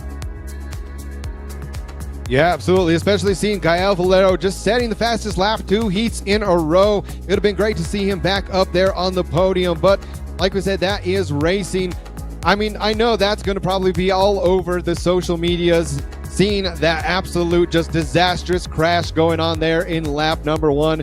I mean, I thought that probably could have been the highlight of the race, but I mean, just the finish going on there for P4 as well as P1, that very much could take the highlight as well. So a lot going on. I mean, it seems to be kind of what we got to see yesterday's races as well, towards the beginning and towards the end, just absolutely craziness going on. There's really no other word to describe it than just absolutely crazy action going on. So I hope we get to see a lot of that going on out here at Daytona. Like I said, going to be a lot more turns, not quite as much of a train going on as we've seen here. Of course, the road section of the course at Daytona. These drivers know it pretty well. There's a lot of events that take that road course. But Evan, we're just going to have to wait and see how that goes. Yes, it should be exciting. We will be back in a few moments, folks. It won't be that long a break. And we'll have more TCR action from Daytona International Speedway. Make sure to check out our social media channels during a bit of the break. And, of course, amxrace.com if you want to get involved. But we will be back from another one of the United States' most famous racing circuits in a few moments.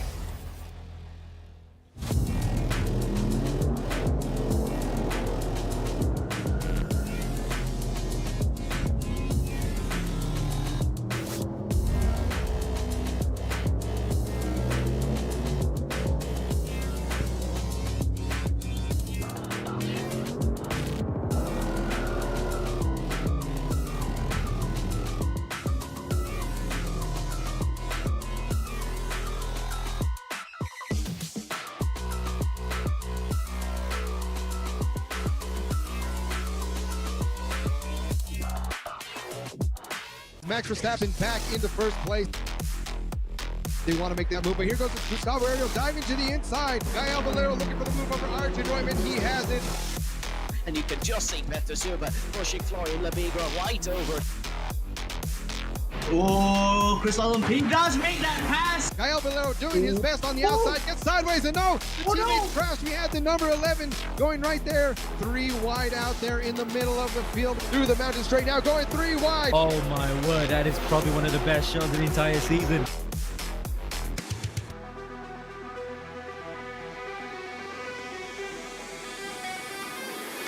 Towards the Nicky Lauda curve, bumping and banging and into the wall. That is a horrible crash. 2 wide now, door to door. Max Verstappen to Van der Dantes. Max Verstappen able to safely rejoin. Slots it right in front of another car.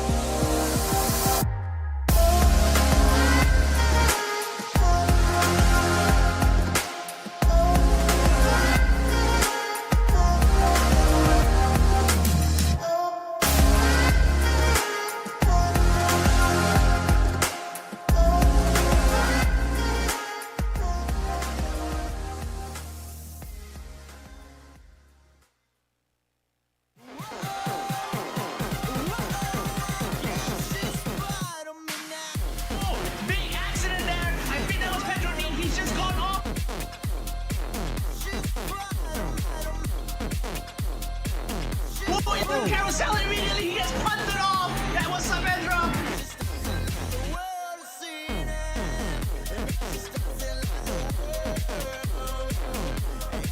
Aguilar, he's gone off, he's been tapped, and he's into the barriers. Oh, the rejoin. Oh, no. Dean. Oh, Pedro, Dean. Oh, Chris Lallum does have the inside track for the Swiss left. If he's able to make that pass happen, he might be able to cut away Victorino. He does make that pass, and he makes it clean as they come into the right hand. And this is it. Chris Lallum seizes the opportunity and makes it. And just as the end, the rain comes to put a pin onto the end of the race, and Chris Lallum takes it.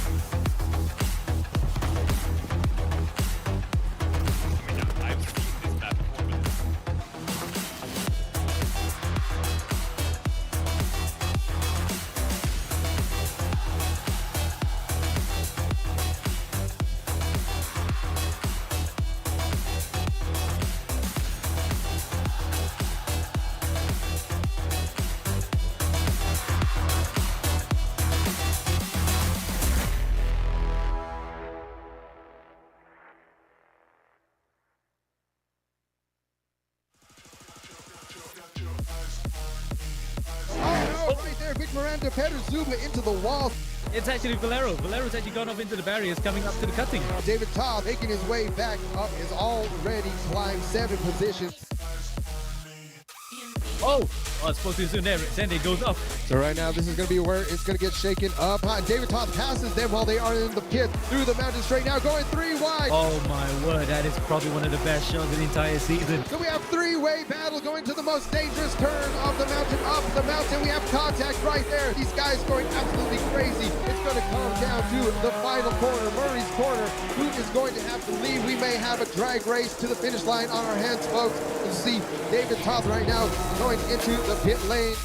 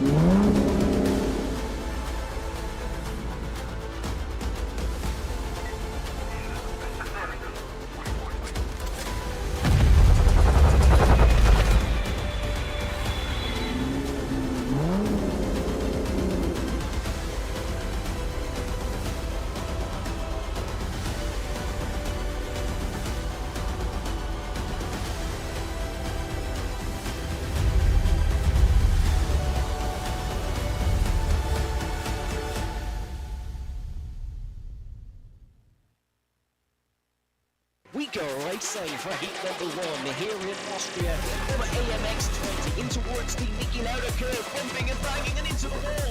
That is a horrible crash. That's a huge lunge from Gaston Calabi, and he's made contact with, I believe, oh wow, it's a chaotic moment here. And slipstream in front for either car, and you can just see Peter Silva pushing Florian Lamigra right over. Here we go then, Valeri, he looks left, he looks right, he's going through the right hand side, which is the inside going 8 to 10 3. Here it is. This is the crucial moment in this race.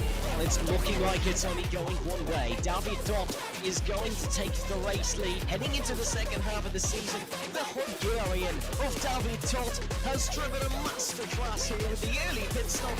Not the ideal strategy, but an ideal race winner and an excellent performance.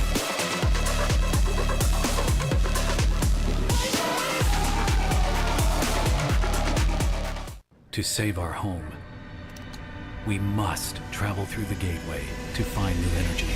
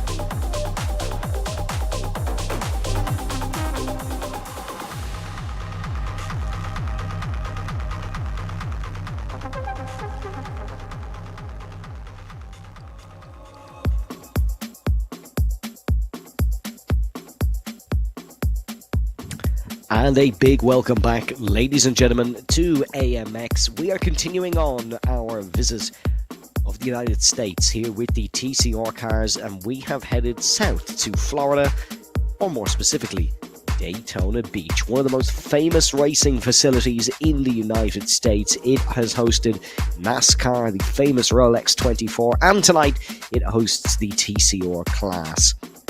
It is about 50 miles north of Orlando, Florida, here on West International Speedway Boulevard. And it is myself, Evan Dalton, tonight. And Kevin, I think this is going to be maybe a little bit more exciting than Watkins Glen even. Oh, excuse me. Yeah, sorry. Yeah, we had, a lot of action going on at I'll just head back to had a lot of action going on over at Watkins Glen earlier on. Of course, we had the layout without the bus stop chicane through the back straight, but out today we're on a more familiar course, that being the Daytona Road course. Of course, we were here yesterday, got to see the Indy cars out on the oval, so that was definitely an interesting thing to see. But like I said, back out on the road course today. A bit of a preview. I know a lot of these guys have driven this plenty of times throughout the season, as well as some of the iRacing special events. So these guys, no stranger to the course today. Yes, it should be a good one, and we'll be heading into qualifying shortly. But before we do, one, make sure to check out all our social media channels, which are listed below myself and Kevin on the screen. And two, we've got to run you through a little bit of AMX housekeeping. So, of course, the AMX SimRacing World Championship started on September 7th, will end on November 17th. We've got $11,000 and some fabulous next level racing gear to give away. We've got the most races in a year and a fantastic variety of car and track combinations. The race format, once again, for AMX10, we have a 20-minute qualifier and a top 15 reverse grid for heat number 1, which will be 30 minutes. Then we have another top 15 reverse grid for heat number 2, which will also be 30 minutes. The prize amounts for every standing are the same for every session. Driver cams required, of course. You can join via the AMX Discord or AMXRace.com, and balances over $100 are paid out each month. We, of course, race on Saturday and Sunday. We'll run you through the times in a moment, but if you want to race any time at those times, you can do so by heading over to AMXRace.com and purchasing your ticket. So the schedule then, AMX 0, AMX 5, Saturdays, every Saturday, 5:50 p.m. GMT for AMX 0 and then 7:10 for AMX 5. Then every intermittent Sunday we'll have AMX 10, 5:50 p.m. and 7:30 p.m. just like today. And then on the other weekend it's AMX 15, the Mini Enduro. Next week's will be at Bathurst in the V8 Supercars, and that'll start at 5:50 p.m. GMT. And of course the race prize pool for AMX 10. If you are our BenQ session winner, you'll pick up a nice $15 prize, and that is for first in qualifying, first in heat 1 and first in heat 2. And then it goes as follows: 10 for second, 9 for third, then it is 8 for fourth, 7 for fifth, 6 for sixth, and it is 5 for seventh, and it is 450 for 8th, 4, 353, 252, 151. And then if you take the fastest lap in either Heat 1 or Heat 2, you'll win an extra $2. To race in this championship, you do need a minimum road eye rating of 3,000, but that's because the total we're handing out for a race is $500. And now to run you through the track information and more about the cars, it is Kevin Garcia.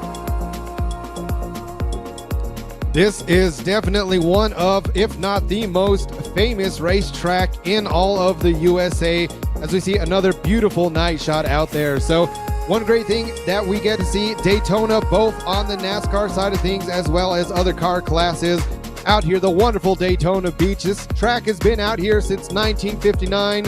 They decided to stop racing on the beaches of Daytona and get an actual racetrack built out here. right now we are running about 5.74 kilometers. That's about roughly 3.5 miles out here on the road race. So definitely a lot to happen out here. A couple noticeable moments on the track, as we can see the massive steep berms out there that is included as part of the road track as well. But again, we got to see it early on as well as right now. All season long, folks, we are having our AMX World Tour with the TCRs ranging anywhere from 315 to 350 horsepower, all putting down through those front wheels, and also weighing anywhere from about 1,200 kilograms to 1,500 kilograms. That's roughly about 3,000, just over 3,000 pounds for all my fellow Americans out there. And of course, going through those flappy gearboxes. So again, out here, we got to see some close battles going on at Watkins Glen. I expect a lot more of the same out here at Daytona, Evan. Yes, and interestingly enough, we actually have an extra car brand on display. We only had the Audi and the Honda in Watkins Glen. We have the Audi, the Honda, and one of the Hyundais here. Gael Valero has broke the status quo, and he has gone in the Hyundai. I assume it's the Hyundai Elantra, which is a 250 horsepower, 2-litre turbocharged, 4-cylinder motor. It's the longest of the TCR vehicles, so he might benefit from the bump draft. It's the third model developed by Hyundai after the i30 TCR and the Velociter. It's very stable, very compliant suspension, and that makes it very easy to drive over curbs. The curbs here wouldn't be the highest at Daytona, but they certainly do exist. And the car definitely offers more variability in terms of its brake bias and ABS settings. So Gael Valero will be looking to benefit from that here this evening. Absolutely. So it does look like Gael Valero will be in the Veloster out there. So definitely an interesting choice. I assumed a lot of people were going to favor the Audi, as we got to see out at Watkins Glen. A lot of these long straightaways, the Audi seems to do very, very well on these high-paced tracks, as well as quite a few drivers there for a while when the guys were in practice. It seemed to be split very much 50-50 between all of the Audis as well as the Hondas. So, yeah, again, it's really no stranger for Gael Valero to be out here almost at number 1. So he is currently in P2. As right now, 8 minutes into this qualifying session, you see all these guys out on track.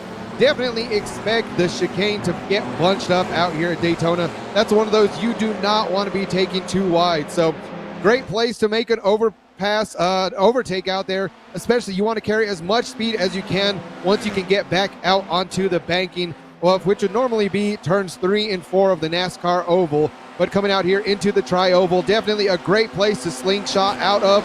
And again, there's always so many great photo finishes out here at Daytona. Let's see, we had close finishes out there at Watkins Glen. Hopefully we get to see more of the same out here at Daytona. Hopefully we do. The Daytona International Speedway, of course, a lot of history. Started by Bill France Sr. on April 4th, 1953, and in 1957 began clearing land to try and build the bankings. Used to race, of course, on Daytona Beach, and then moved to the racing facility in 1959. The first Daytona 500, well, that took place on February 22nd, and it was won by Johnny Beauchamp. Or was it? That was actually overturned, and then 61 hours later, and Lee Petty took the win. So, you know, Kevin says close finishes are evident here at Daytona. Very much so, considering the first race was a photo finish that they even got wrong. So, I imagine it's going to be very close here this evening. Roman Pascucci is currently on pole position. So we got to see great drive from all of these drivers out here. Again, a bit of an incident, a bit of a controversial finish from Juan Blanat out there in heat number 2. So like I said, a lot of these times, this is why we have racing stewards at hand. That way, if try to keep it a little bit more fair. And right there, we're on board again with Gael Valero, who you can just see the amount of speed that you have to carry through the chicane there to be able to get back on, especially once you hit the oval sections of this course. That's where we're going to see a lot of the draft. A lot of these guys probably make it too wide out here. So again, those probably the prime opportunity is not so much into turn number 1 like we see in a lot of tracks here. You want to kind of get in shape, as now we see Gael Valero hitting back to the pit. So not too happy with that lap. He's going to come out and try again later. Yes, quite close actually, given the size of the circuit we are racing at. It is very close indeed, and you can see Bruno De Carmo pulling off the circuit. There's Jackson Vicente pulling off the circuit. They are all not fancying going for the full in-lap and just heading straight back into the pit lane. Here's Juan Nat, the man involved in one of those controversial finishes. He is looking to tuck into the slipstream of one of the cars in front, and I'm not actually sure who that is in front of him. He's going to try and benefit from his slipstream nicely down towards the first corner. I suppose the toe is going to be very important, especially in this final part of the lap, Kevin.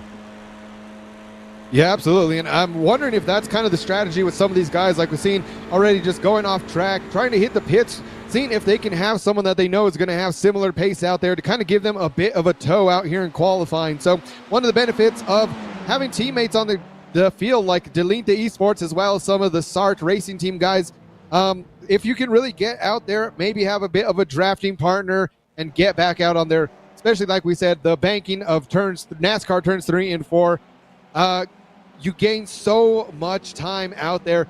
Not quite as much as these as, say, something as like a GTP or LMP2, where those ones, the draft is absolutely immense, but there's still quite a bit to be had, as we got to see at Watkins Glen. Once these cars start getting around 170 kilometers an hour and up, that's when that draft, it really just sucks you into the back bumper of the next driver ahead of you. So we'll have to see is right now Diego Villarreal doing really good. A lot of battles all the way to the final lap. We got to see Diego Villarreal, of course, Bruno De Carmo coming out, and the battle from that going on. So plenty to go out here. I think this is going to be one of the probably most trickiest parts on the course, as we can see a bit of tire smoke coming out there from the car right in front of Diego Villarreal. So pulling off to the side, like I was saying, that chicane, probably the most technical part on this track. You can either gain or lose a lot of time depending on how you take that line through there, as well as now they're coming back around onto the tri-oval section of the track.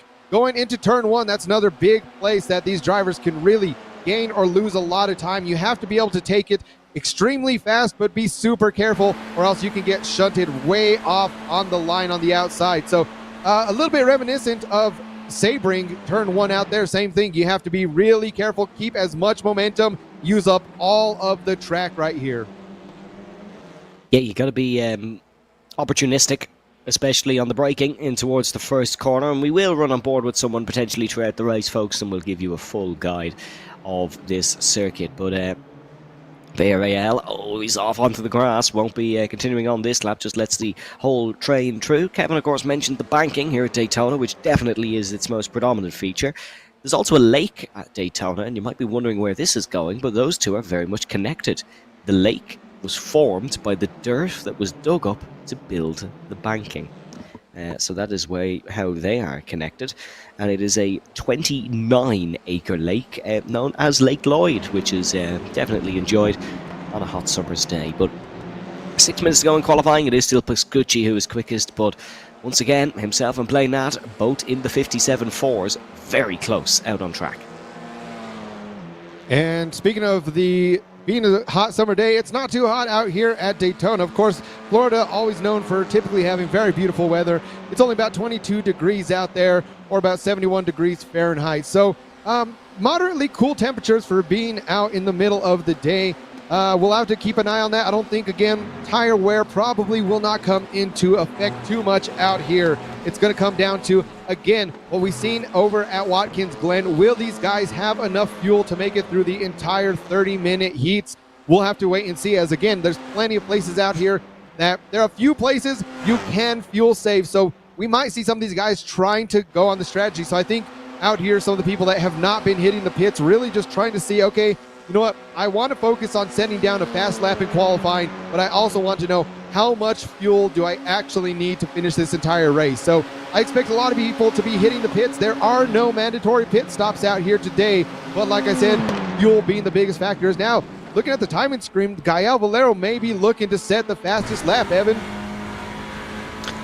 Big sectors being put in by Gael Valero. No improvement in the fourth, but was purple in 1, 2, and 3. And he's running a very high line here. or has he backed off a tad? But certainly was improving and was fastest in session in 1, 2 and 3. We'll see what it is when he comes towards the start-finish line. He's looking for a 57.4 here to beat the times. He's going to be way slower than that, unfortunately, unless that timing is wrong at the bottom. We'll see, does he improve, Gael Valero? No, I don't think so. So could have cut the chicane or could have made a mistake somewhere, but he's going to have to go again. But there's pace in that car, evidently. The Hyundai is not lacking here. Yeah, absolutely. And now, too, just seen, like I said, you have to usually get as close to the line on those big banking turns. That seems to really be that. I mean, for the exception of turn 6 right there, the in and out, you're heading out of the road course back onto NASCAR turn number 1. That one, you could take a few different lines out here. I mean, that one's going to really be dependent on how close you are to the other drivers. If you're going to be in that draft, kind of try to slingshot around them. But typically, you want to use, again, as much of the track out here. Definitely in a lot higher horsepower cars, these TCRs, you can get away with a little bit more, but them being such a momentum car, as now we can see, of course, going from the in and out, heading into turns 7, which is the NASCAR turn number 1 onto the banking. Right here, Gael Valero now still looking to get a little bit faster lap. Like I said, you can see there, hugging it down to the inside line, getting a great onboard shot now of just how steep that banking actually is. I think a lot of times you get to see maybe a little bit more used to it in the NASCAR vehicles, but when you're coming from a road course where everything's flat, going back onto the banking, is now heading into turns number 9 and 10. Of course, the bus stop chicane. Also, a lot of people refer to it as the Le Mans chicane out here at Daytona. Going out of it, coming now into turn number 11, which is NASCAR turn number 3, back onto the banking. Again, getting a great exit out of the chicane is absolutely vital here. If you do not have the draft, or even if you do, just try to slingshot now coming into turn 12, which is NASCAR turn number 4, back out. Great place for plenty of moves, overtaking, especially coming out of that draft. Perfect place to slingshot around. Now going into the inside of the final tri-oval across the checkered flag. Gael Valero able to improve on his lap time, now up to 3rd place. Not necessarily what he would have wanted, though. It's not pole position for Gael Valero, and he is down in 3rd place. It is Pascucci and Blainat who are still quicker, and Roman Pascucci has just set a 157.466. His current pole lap is a 157.461, meaning he's technically taken pole twice in this session.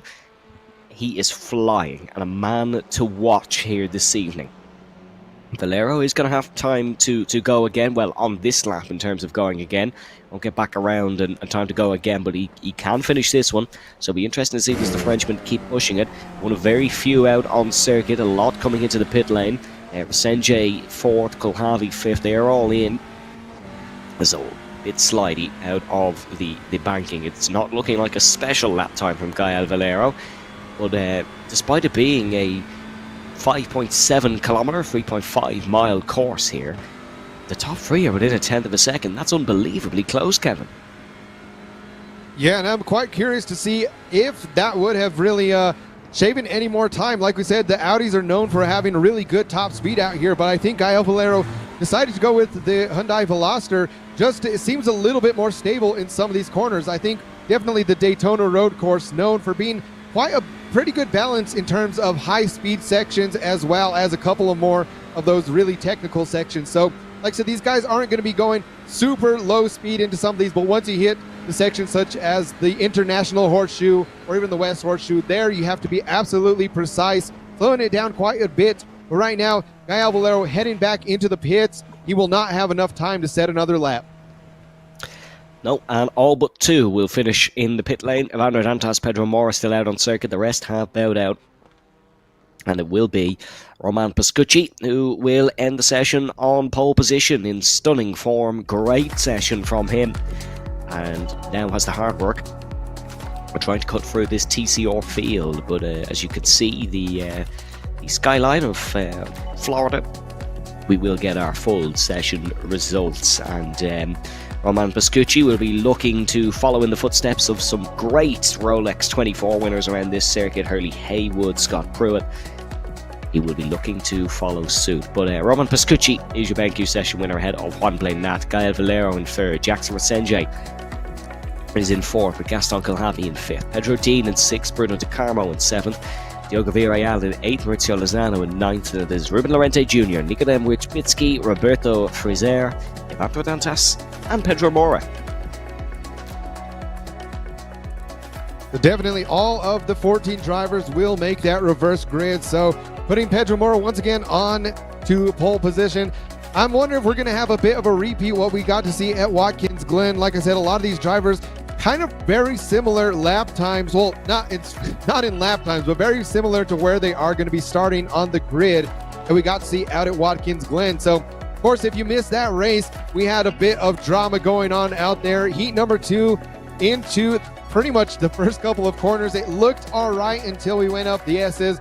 Then nearly almost all the drivers got involved in the big one, crashing out. So hopefully we get to see a little bit more clean out here at Daytona, but nonetheless, these drivers going to be going out here, looks like from a standing start in TCR fashion. Evan, any predictions for this race today? I think Piscucci is definitely going to be one to watch at the back, because he clearly has good pace. You got to keep an eye on Piscucci, you got to keep an eye on Blade Nat, and you got to keep an eye on Gael Valero. This is one thing you don't see often here at the Daytona International Speedway, and that is a standing start, which is definitely unusual. The circuit, of course, very much famous for its NASCAR history, but its Rolex 24 history as well. We will be discussing that throughout the evening. We've had finishes as close as 100 of a second. We've had even closer than that in AMX in the past. Combine the two, we should be on for an absolute cracker. And now we go racing. Here in Daytona, they all die for the smoothness of the apron, but it is a great start for the man who is on pole position, Pedro Mora. Evandro Dantas looking to go alongside. Third place man is Roberto Frizer, who is trying to just keep his car in, and there is side-by-side action in the background between the SART cars. Pedro Dean, Gaston Kilhavy getting up close and personal as we head through turn number 2 and down towards the International Horseshoe for the first time. And taking another look at the start, definitely a very awkward position for a lot of these drivers. You could kind of see the steering wheel just kind of jerking a little bit towards the left, being on the banking there of the tri-oval. But now still a great job. We see the 2 start cars there. Gaston Kilhavy, Diego Villarreal is now towards the front. Still Pedro Mura doing a great job, being very defensive. These guys now, a move right there being made on the inside. So that looks like that is Wirbicki, possibly Ruben Llorente, going side by side, trying to get into it. A little bit of door banging there in the middle of the pack. So we'll have to keep an eye on these guys, as now getting very, very close. And folks, already, just as in TCR fashion, these guys going side by side, being a bit aggressive into the side of each other. But now it is the draft that is going to be the major factor out here. Of course, we have Nico Wirbicki trying to still overtake, looking for the move over Ruben Llorente out here. So we'll have to see if he goes for the move now before they hit the chicane, or if he's just going to try and wait in the back, be a little bit more patient, and hit it all the way before the checkered flag. So again, coming out of here into the chicane, these guys once again do not want to be side by side. This is where you see tons of accidents happen, both in iRacing and in real life. But Pedro Mura still showing great pace, holding it down in first place, as well as Evandro Dantas in second, and Roberto Frizer defending off Ruben Llorente. A little bit of a gap between the top 2 drivers in third place. Yeah, a little bit of a schism in the field between Frizer and Ruben Llorente, but it's all very, very close here in the mid-pack. And here is Nikodem Wichbitsky. A lot of pitters on the first lap who are diving into pit road. Evandro Dantas is going to take the race lead, however, ahead of Pedro Mora. And as you can see, they come flying in towards the left-hander. That's a big dive down the inside by Nikodem Wichbitsky. What an unbelievable move from the Polishman. That is a great, great lunge. Got it stopped under the braking. Job done. Yeah, just like that. We can see him peaking early on last lap, trying to get that move done early. And oh, now we have a spin. He gets taken out by Ruben Llorente. So again, we might have to catch a replay on that one. I'm not sure if that was intentional or not, but definitely aggressive nonetheless. But his left our leaders to start pulling away just a little bit more. So now Evandro Dantas, Pedro Mura might start working together to try and get away from the rest of the pack. The 2 Brazilians leading. Now Roberto Frizer in third place, Ruben Llorente in fourth. Juan Blay not there, 5th place. So again, a lot of these guys in the middle of the pack have already made up a few positions. and we know they have the pace. It's just going to be really about trying to, I think, be patient out here. There's still only 15 laps, but still going to come about 30-minute race out here in heat number 1 and heat number 2. So again, they're trying to get the moves done very early on, but I'm not sure if being patient is going to help these guys or not. Again, out here, a bit of a bump draft going on between, it looks like Pascucci, now up towards the front of the pack to Gaston Kulavi, trying to make moves happen, already up 4 positions. Wambley not right in front of him, up 8 positions. Yeah, some big gainers so far in the field as we head through the Le Mans chicane, or the bus stop chicane. Alejandro Dantas with, I wouldn't say a comfortable lead, but a lead of 0.4 of a second. And then it is Roberto Friser who's behind, 6.5 tenths of a second behind him. The Spaniard Ruben Lorente follows. He's in 4th, and then we have to cut back through the field to see the first of our pitters. Pit stops very crucial around here. As you can see, a couple more diving in very late. Bruno De Carmo carries on, but there's 5 of them coming into pit road now. And Kevin, I suppose timing your pit stop right here is very important, because it's such a long lap if you get it wrong. Yeah, and especially what we got to see yesterday on the oval race out here at Daytona, the pit stop timing came into play. It really came down to that strategy for a lot of the drivers. Like I said, out here in the TCR cars, we do not have the mandatory pit stops, but it's looking like they just will not have enough fuel to get through the entire heat. So those guys wanting to stick together, especially knowing how many straights there are. Well, I guess not straights. Once they get onto the banking, how much of the draft comes into play. So you do not want to be out there caught all on your own in no man's land, or you could be losing a lot of time. These drivers definitely want to be working together. I expect to see more of what happened in Watkins Glen. Some of these guys working together, a bit of bump drafting going on just to try and put a gap between them and the drivers behind. But right now, still lap number 3 of 15 of Andrew Dantas still in the lead, followed closely by Pedro Mura and Roberto Friser. Yeah, we're on board with Ruben Lorente, heading on to the tri-oval banking, trying to challenge Roberto Friser in towards the left-hander. Took right up into the slipstream, potentially a move into the chicane on for the number 12. Is he going to be able to go for it down the inside? No, just staying behind. So we're definitely seeing a trend that we saw in Watkins Glen, which was the bump drafting and staying behind for the most part. Yeah, and out here, I mean, speaking of a lot of these guys, seeing these tactics that they're doing, of course, one of the races that I've got to see previously as well, which made a lot of, made a lot of places early on in the year.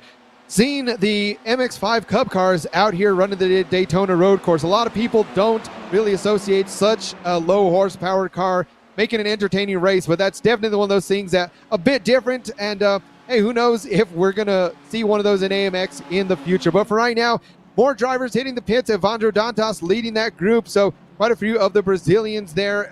Mauricio Lozano, it looks like, in the mix of things as well, leaving Ruben Llorente now to make the move up into first place. Yeah, good move by Ruben. Set the fastest lap as well. He's gained 4 positions from his starting spot. He is up and ahead of Roberto Friser, and you can see he runs very wide, does Ruben Lorente, and now Friser is up and ahead. Very dark in that room, but that is, you can see the frustration from Ruben Lorente. Roberto Friser doing an excellent job to get back in front. Oh, that is Roberto, apologies, not Ruben.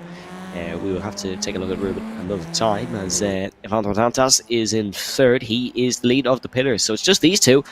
Haven't taken a trip to the box just yet.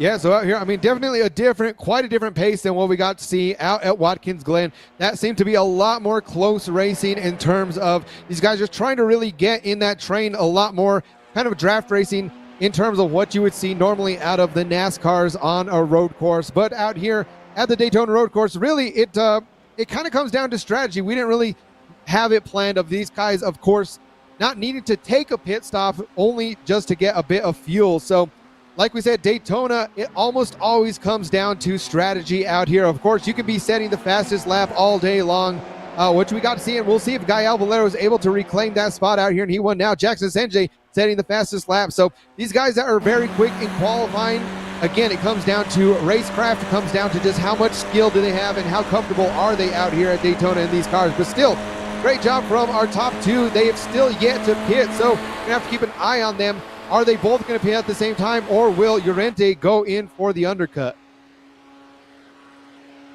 Let's have a look and see. Roberto Frizzell looking to defend in towards the first corner. Ruben Lorente trying to make the move. Very similar lap times, but the will not be on for Ruben Lorente. Jackson Resenje set the fastest lap. He's 50 seconds down and had to make an extra pit stop. And the rub of the green has certainly not fallen Jackson Resenje's way, and he's not had an ounce of luck tonight. Very much a poor evening for him so far through. Not much fault of his own, but hopefully he can come back in heat number 2. Lap 5 of 15, we're a third of the way through. Gael Valero then does beat Resenje's fastest lap. We're still waiting on these top 2 to pit for fuel. It's not mandatory to pit for fuel, but the fact everyone else is, you can assume that you need to. Ruben Lorente, though, hot on the heels of Roberto Frizzell. Yeah, and speaking of lap times, I mean, out here it's nearly about 45 seconds almost in terms of lap times longer out here at Daytona than it was at Watkins Glen. So, like I said, it slowed down things a little bit more, but I think out at Daytona, especially a lot of these guys running the Daytona 24 or running the Roar before the 24, they're really kind of used to this being a race of attrition at that point. So a lot of it is about minimizing the amount of mistakes that you can make, because we've already seen a few guys kind of running wide out through the horseshoe bends, and that just, I say that, it happens again back in the back of the pack. So commentators curse strikes once again, and Pedro Dean getting shunted off the track. So we might have to catch a replay of that one, Evan, to see exactly how that unfolded from a different angle. It unfolded because someone rejoined the circuit not very cleanly, and that is unfortunately what happened there. Disappointing for the innocent victim. We look, however, at Roman Pascucci trying to attack Juan Blainat. This is in towards, or apologies, this is, yes, it is Pascucci trying to attack Blainat. I wasn't sure which of the Argentines it was exactly. Here is Ruben Lorente. Is he going to go for it on Roberto Frizzell this time around? No. Just staying behind. This is a very similar tactic to what we saw in Watkins Glen. Let's have a look then at the instant replay. This is down in towards turn number 1, and you can see just kind of chops across, and that's where the incident occurred, and 3 cars round. Very peculiar one. Yeah, it looks like a bit of damage may have been done to a couple of those cars. Of course, Pedro Dean, Pedro Moore trying to go side by side into there, just cutting it a little bit too close. And again, that's one of those places, just like the chicane, you typically don't want to go into wide. It is possible to get an overtake done there, but usually the risk is a lot far outweighed compared to the reward of getting that, because there's so many places once you get back into the draft that these guys can just take that position right back. But right now we are back to your leader, Roberto Frizzell and Ruben Llorente, still 1 and 2. Again, I think they're just going to be trying to work together a bit more. There's a little bit of a gap going on, as well as now a battle for P4 ensuing. Again, the top 2 drivers still yet to pit out here. Yeah, still no pits for Frizzell and Lorente. The only thing is they're going to save a lot of time in that pit stop, so they won't have to refuel as much. As battle for 4th rages on between Blainat and Pascucci. That is a crucial battle for the victory of this race, because remember, Frizzell and Lorente will fall into this battle once they do come into the pit lane, and you can see the Audi behind gaining on Roberto, but Ruben Lorente doesn't dare pull out a line, wants to utilise the slips to cause a bump draft to help them both get straight down the straight. And Roberto Frizzell and Ruben Lorente, I have to say here, Kevin, are working as a good team. Gap not really closing that much to Bruno De Carmo. Yeah, definitely. I mean, kind of Bruno De Carmo not really able to do much. A little bit on his own, as we can see, there's about a 1.5 second gap between him and Juan Blainat behind him as well. So whenever you get onto these high-speed sections, you don't want to really be in no man's land. You want to have at least another car right there with you. Again, I think that's going to be similar to what we've seen at Watkins Glen. These guys towards the front of the pack just trying to work together and wait until the last couple of laps to really battle out for position. So Roberto Frizzell, Ruben Llorente definitely working together pretty well out here. Again, I think kind of seeing a lot of these guys from the same regional areas. They like to battle it out at the same time, but however, they know working together. So I think this is the great thing of a lot of these guys when it comes to experience. They know exactly what it takes. Of course, Roberto Frizzell out there over 8,000 iRacing, no stranger to know what it takes to make the win happen. So like I said, definitely a lot of guys out here with a lot of experience. Roberto Frizero, one of these guys that we haven't seen too much in AMX, coming out here wanting to make his name known and put down a podium, put down that first place. But like we said, Ruben Llorente Jr. has the same thing on his mind. What Kevin is saying is the power of friendship, as Frizero and Llorente are looking to try and continue on a successful evening here in the double TCR race. Remember, next week, of course, folks, we'll have plenty more AMX action that you can tune into. Not that this evening is nearly over or anything, but plenty more you can tune into, including the Mini Enduro at Bathurst in the V8 Supercars for the AMX 15 race. Here is Llorente once again gaining into the slipstream. When will either of these two decide to pull into the pit lane? That lap is not going to be now. The battle for fourth continues on between Blanat, Pascucci, Calari, Valero. They're all together out on circuit. That could get a bit messy if they start fighting. 158 is the lap that 158.8 is the lap being set by Frizero and Llorente. Let's see what De Carmo sets as he crosses the line. It could be very intriguing to see the contrast as the top speed, I believe that is, coming up on your left hand side. So last time round for Bruno De Carmo, he was able to do a 58.6 and then Juan Blanat 57.9. So those that have pit are going that little bit quicker. And now I'm looking at the battle going on for P4. So Juan Blanat, Roman Pascucci are starting to work together a bit. They've closed that gap down to Bruno De Carmo. So now we'll have to see if they start getting really a solid train going on, or if anyone's going to try to make some moves to overtake Bruno De Carmo. I think the smart thing would be, they all know that the two leaders up front are just kind of pulling away at this point. They're all going to have to work together, especially if you have a spotter at this point. You have your team out there watching for you. If you are the two guys in first and second place, you really need to be keeping an eye on what's going on back there in third, that train that is already formed. That really might be what comes down to the pit stop, knowing now that Bruno De Carmo has a bit of help behind him now. A bit of a bump draft might be going on. I think right now these guys up front would be the perfect time to pit, to really just hope they can have enough of a lead, come back out in front of them and start defending. Yes, they don't want to lose too much time, because losing too much time would be very, very costly in this race, because you're not going to catch up to a slipstreams train if you are out of one. So let's see the decisions made here as we're rounding through the banking. We are over halfway through heat number 1. We've got heat number 2 coming up later on tonight, folks, so make sure you stick around for that one. No, neither of them are coming into the pit lane, so they are going for a severe overcut. The only thing is they're not losing too much time because they are together out on circuit. If they were sole runners, you'd be worried, but they're not losing that much because they have slipstream benefits and they are running together. You can see the exact same thing happening in the bottom right hand corner of your screen between Roman Pascucci and Juan Blanat.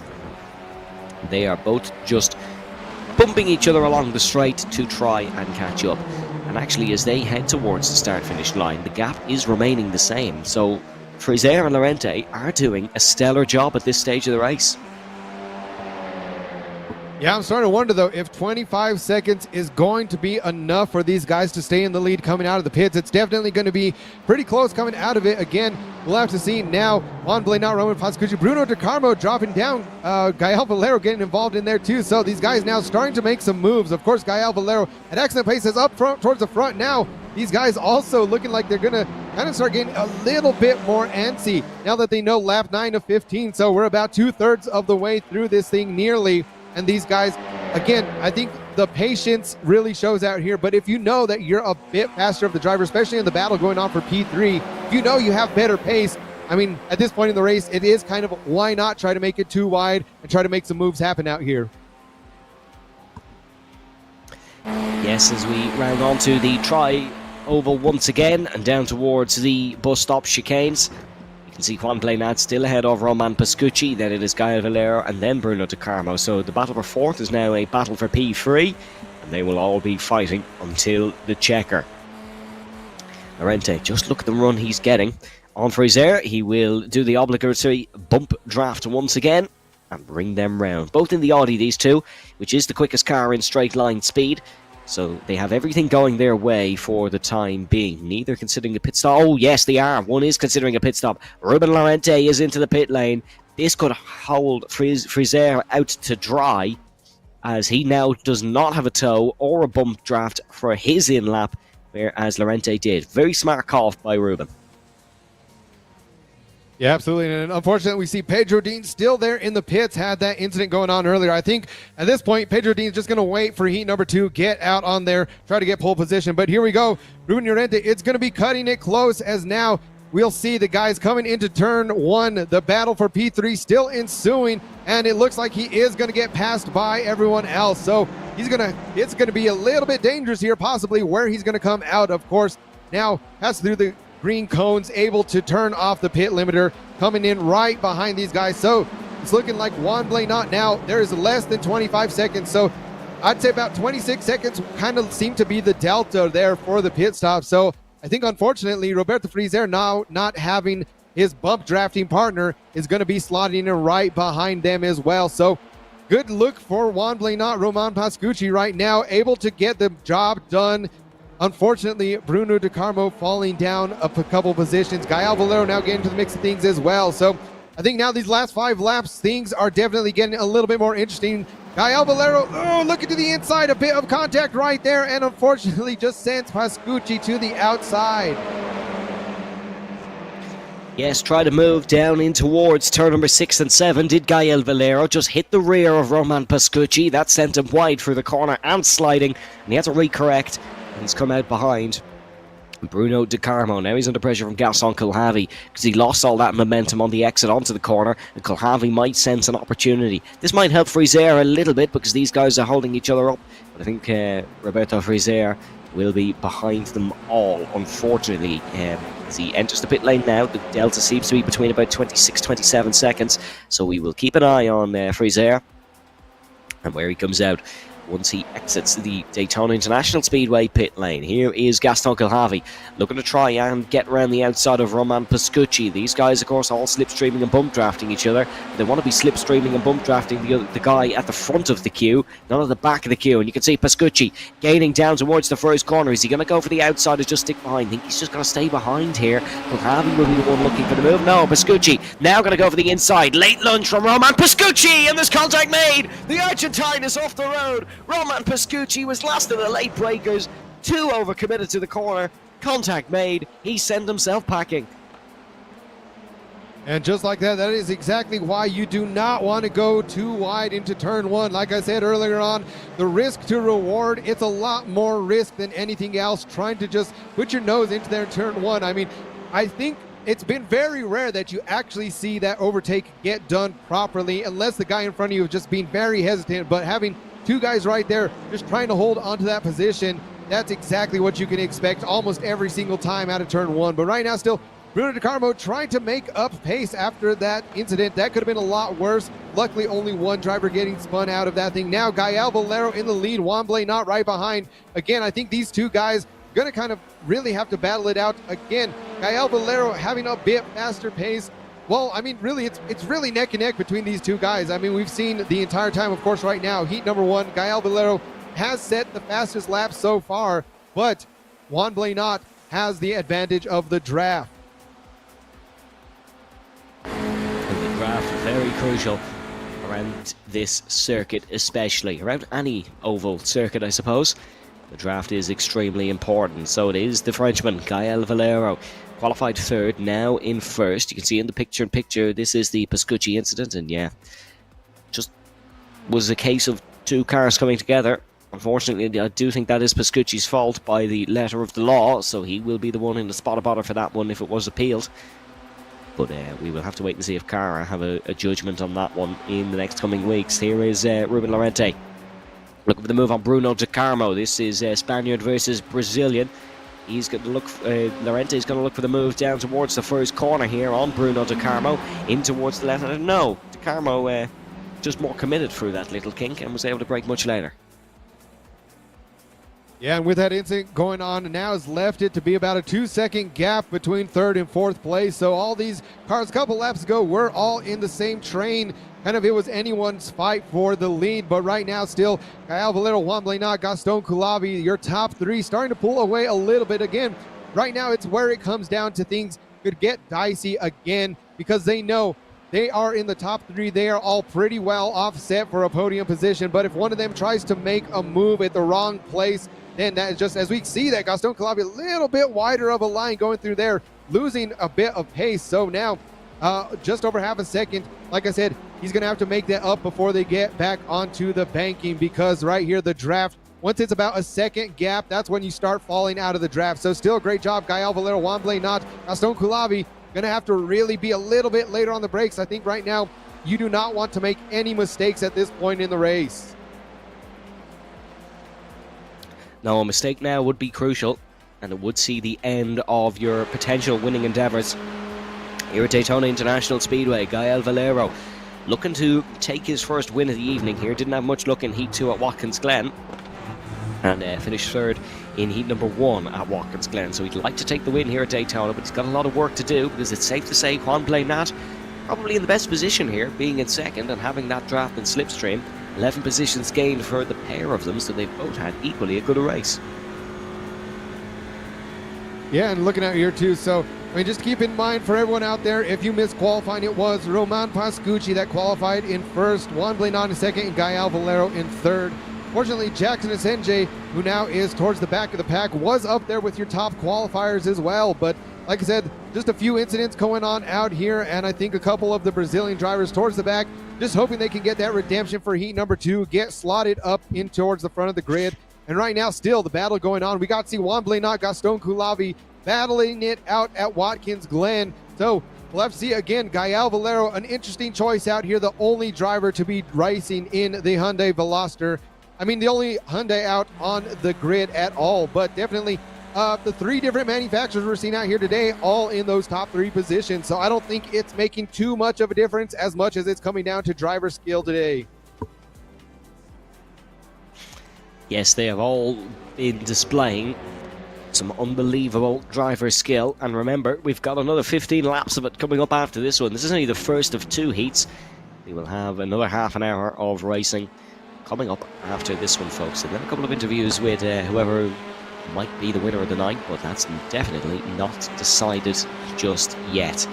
Gael Valero leads us round onto the tri-oval, and onto the back stretch, down towards the Le Mans chicane, or the bus stop chicane, it can be called either.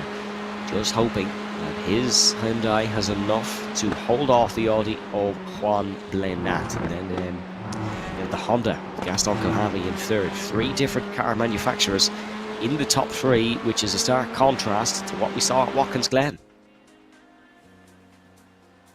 And looking out here, so again, you know, we have a few tracks that we kind of tend to, I guess, come back to quite a lot.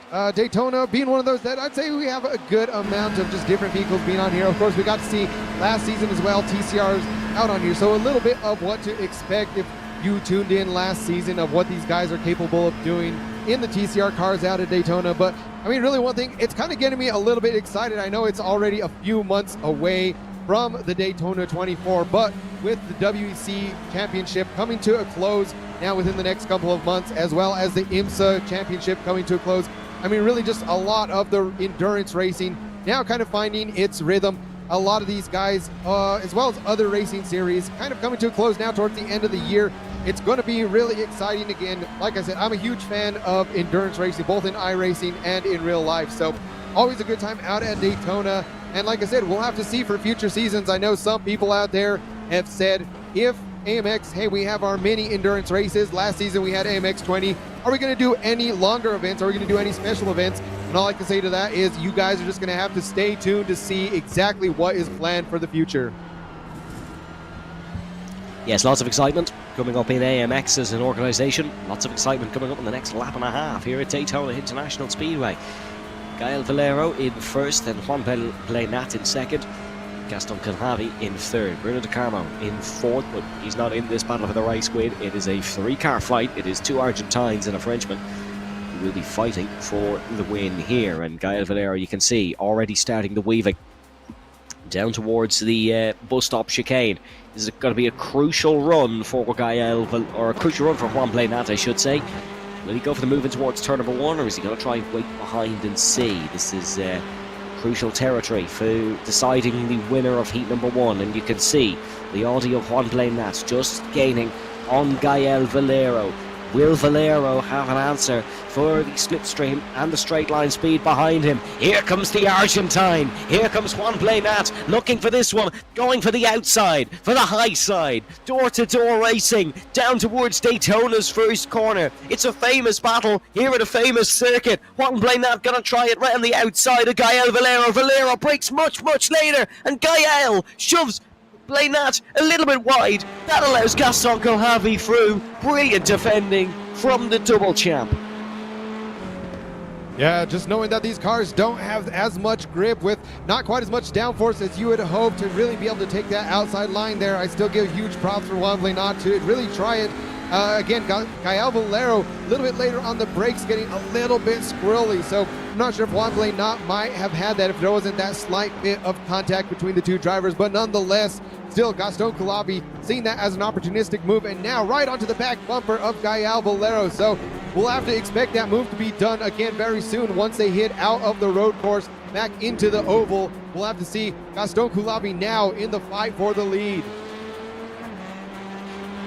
Here we go then, we exit turn number 6 and 7 for the final time, and this is once again crucial territory in this race. Gael Valero has a nice gap to Gaston Colhavi, but Colhavi, of course, in his Honda has that speed. The only beneficial thing for Gael Valero is the Honda is not as quick in raw top speed than the Audi is, so Valero might be able to hold on, but Colhavi's given it all he's got. He's given it all he's got down towards the Le Mans chicane and braking for it. Who gets the better run? Valero takes a slightly later apex. That might give Colhavi the run out of the corner, and Colhavi has got a good run out of the corner. They're going to be neck and neck towards the start-finish line.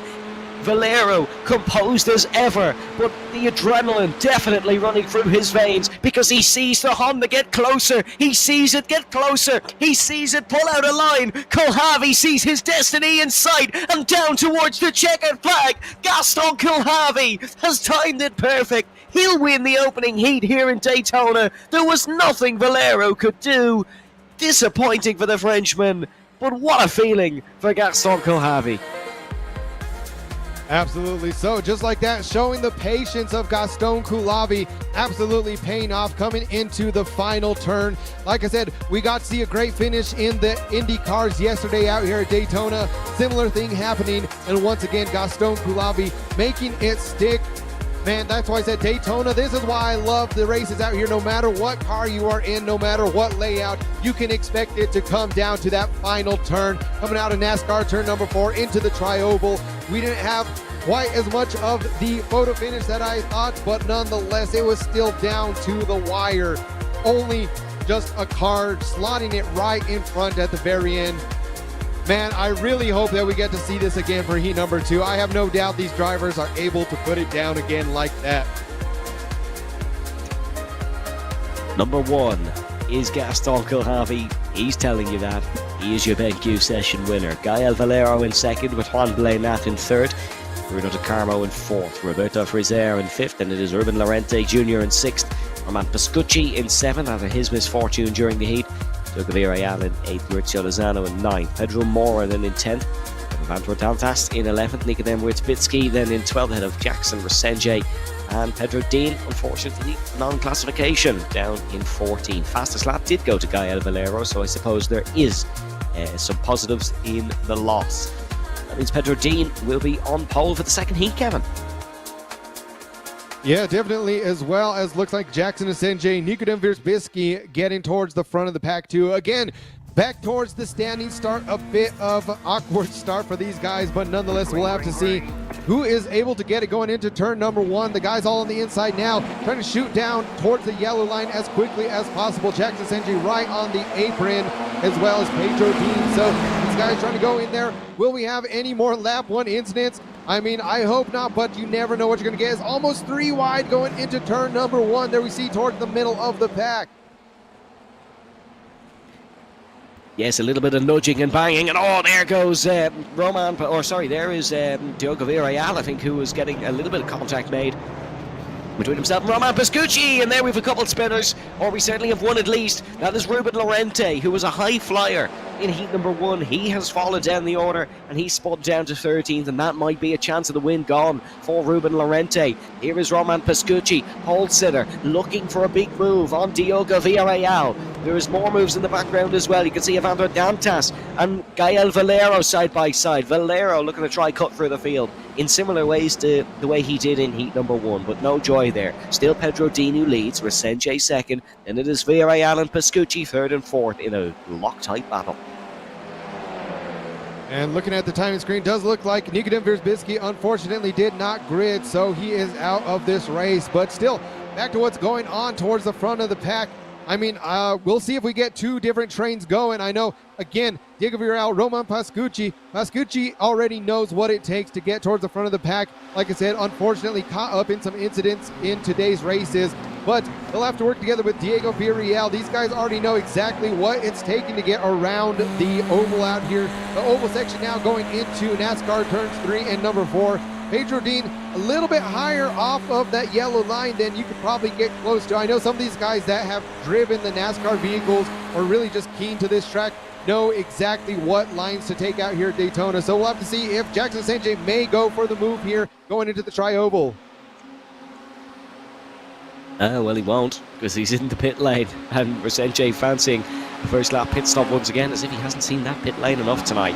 Down towards the first corner, though, there is more movements, and you can see Bruno De Carmo in the Delente sports car, just making the move on Diogo Villarreal, who has unfortunately had a very poor first lap. Was right up the top was Villarreal, and then he's fallen right back down it again, which is disappointing for him.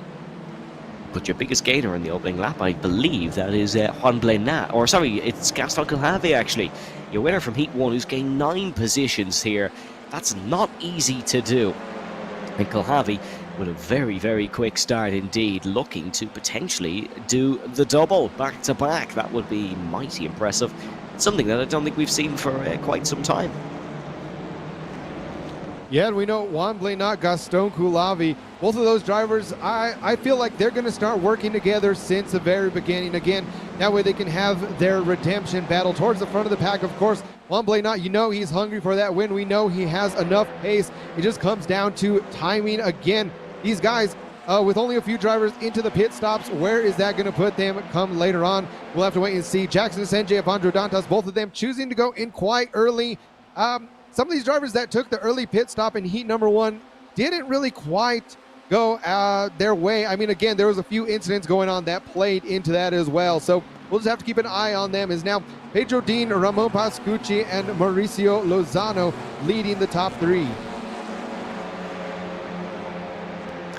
Yes, it's not quite a South American top 3 once again. It is a Central plus South American top 3, which I suppose is something for a change. But Pedro Dean, Roman Pascucci, Maurizio Lozano, all 3 absolute fabulous sim racers. And 3 fabulous racing drivers. Here is Bruno De Carmo looking for the move on Gaston Calave. Bruno has been up and down the fields tonight. Roman Pascucci, is he going to go for the move on Pedro Dean? Yes, he is. The Argentinian not hanging around this time. That was a lot more successful than his move in heat number 1. Yeah, right there. And I think he knew that just going in, he already had the pace going into the tri-oval section over Pedro Dean. So Pedro Dean also didn't want to really cause an incident, kind of backed off a little bit, didn't try to squeeze Pascucci. I think he might have, seen what happened out there in heat number 1, said, I don't want any part of that. I'm just going to try and do what I can to stick onto the back bumper of Pascucci. And really, like I said, this early on in the race, this might really just be part of his strategy to say, you know what, I'm okay with not being in first because now that means I get to hold on to the draft and I don't have to worry about if we can work together to push away from third place. But like I said, Mauricio Lozano has Juan Blenat, Gaston Coulavi right behind him as well. So definitely watch out for that train forming. Those guys can all have enough pace to really be up towards the front. Again, who is going to hit the pit stops when that is possibly what it may come down to? Not the biggest thing with those incidents in heat number 1, so we'll have to keep in mind out here. So far, just a couple of hiccups in heat number 2, but for the most part, these guys have now started finding their rhythm. The winning strategy in heat number 1 as well, I think, was pitting early. So that could be something to keep an eye on. We've not had a lot of early pitters here compared to maybe the mass amount we got in heat number 1. We haven't got as many first lap pitters as we had in heat number 2 in Watkins Glen, however, which is a positive, I suppose, because that was quite chaotic. We have a lot of cars in the lead lap compared to that race. We're on board with Juan Blainat. You are looking at Maurizio Lozano in front, and the Argentine is going to try and follow and get closer to his fellow compatriot over Roman Pascucci, and pulls to the outside. Now goes Juan Blainat. This should be a fairly straightforward move. Has a big overspeed over Maurizio Lozano, very similar to Gaston Kilhavy's race-winning move on Gael Valero around the outside. And yes, there goes Juan Blainat. He is up and ahead, and you can see Gaston Kilhavy, last of the late breakers as well, trying to make it past Maurizio Lozano as well, and he has. Brilliant move from Gaston Kilhavy. Right there, so you can just see again Gaston Kilhavy doing an amazing job, knowing that he wants to stick as close as he can to Juan Blainat. That is going to be his ticket to getting back in the lead. Some of the two top drivers, as long as they're able to stick together, either of them really have a chance of coming away with P1. So definitely a great move right there, just showing how comfortable he is in these TCR vehicles. But now the battle towards the middle of the pack. Oh, a little bit wide there from Diego Villarreal, almost going completely off track. So Villarreal, an interesting line, and now he does go off track, gets into an incident right there with himself and Mauricio Lozano. So unfortunate from them, just got stuck together a little bit now. Almost an unsafe rejoin as well from those guys. So definitely trying to get back on track, get as much pace as they can made up now. Yeah, it's our first very disappointing for those drivers involved, and they will try to recover as much as they can. But you'll probably know from commentating and driving, Kevin, that it's very difficult to recover around Daytona in a short format like this. Yeah, absolutely. If this was something like, like I said, the 24 hours of Daytona, then it's, hey, okay, shake it off, get out there, repair whatever damage that you might have incurred, and just focus in, get back out there. But like we said, we are about a third of the way through this race, almost a third of the way. We're now lap number 4 of 15, and these guys already over 8 seconds behind after that incident. Really, I'll have to see if they come into the pits now. Again, just get their splash and dash, try to shake it off. Again, a lot of this comes down to it being a mental game. It's really easy to know that, all right, that might have been my race. We've seen some people out there, of course, Nico Wierzbicki not having the greatest of times out here at Daytona today, decided, you know what, I'm going to call it a day. I'll come back next weekend. So again, it is a race always of attrition at Daytona, even in shorter formats. Really just the mentality to get back out there, do what you can to put in some good laps. And again, these guys out there still fighting for championship points at the end of the day. So no matter where you come in, you still are going to be glad to finish out there. All these guys right now are going to be finishing in the top 13 spots, so they will all get points at the end of the day. Yeah, they'll all get points, they'll all get a prize, and I suppose that is that makes it worthwhile here. But you want the big prize, and that is first place. That's currently held by Roman Pascucci, the leader of those who have already come into the pit lane. That is down. Sorry, my timing screen has decided it no longer wants to swipe across my screen, so I can't actually read who that is. I can read who's come into the pit lane. I believe it's Jackson Versenje. But genuinely, my life. There we go. It is Jackson Versenje. Sorry, folks. It is Jackson Versenje who's the leader of the pitters. So everyone else in front of Jackson still has to make a pit stop. Here is Gaston Kilhavy trying to put the pressure on Juan Blainat.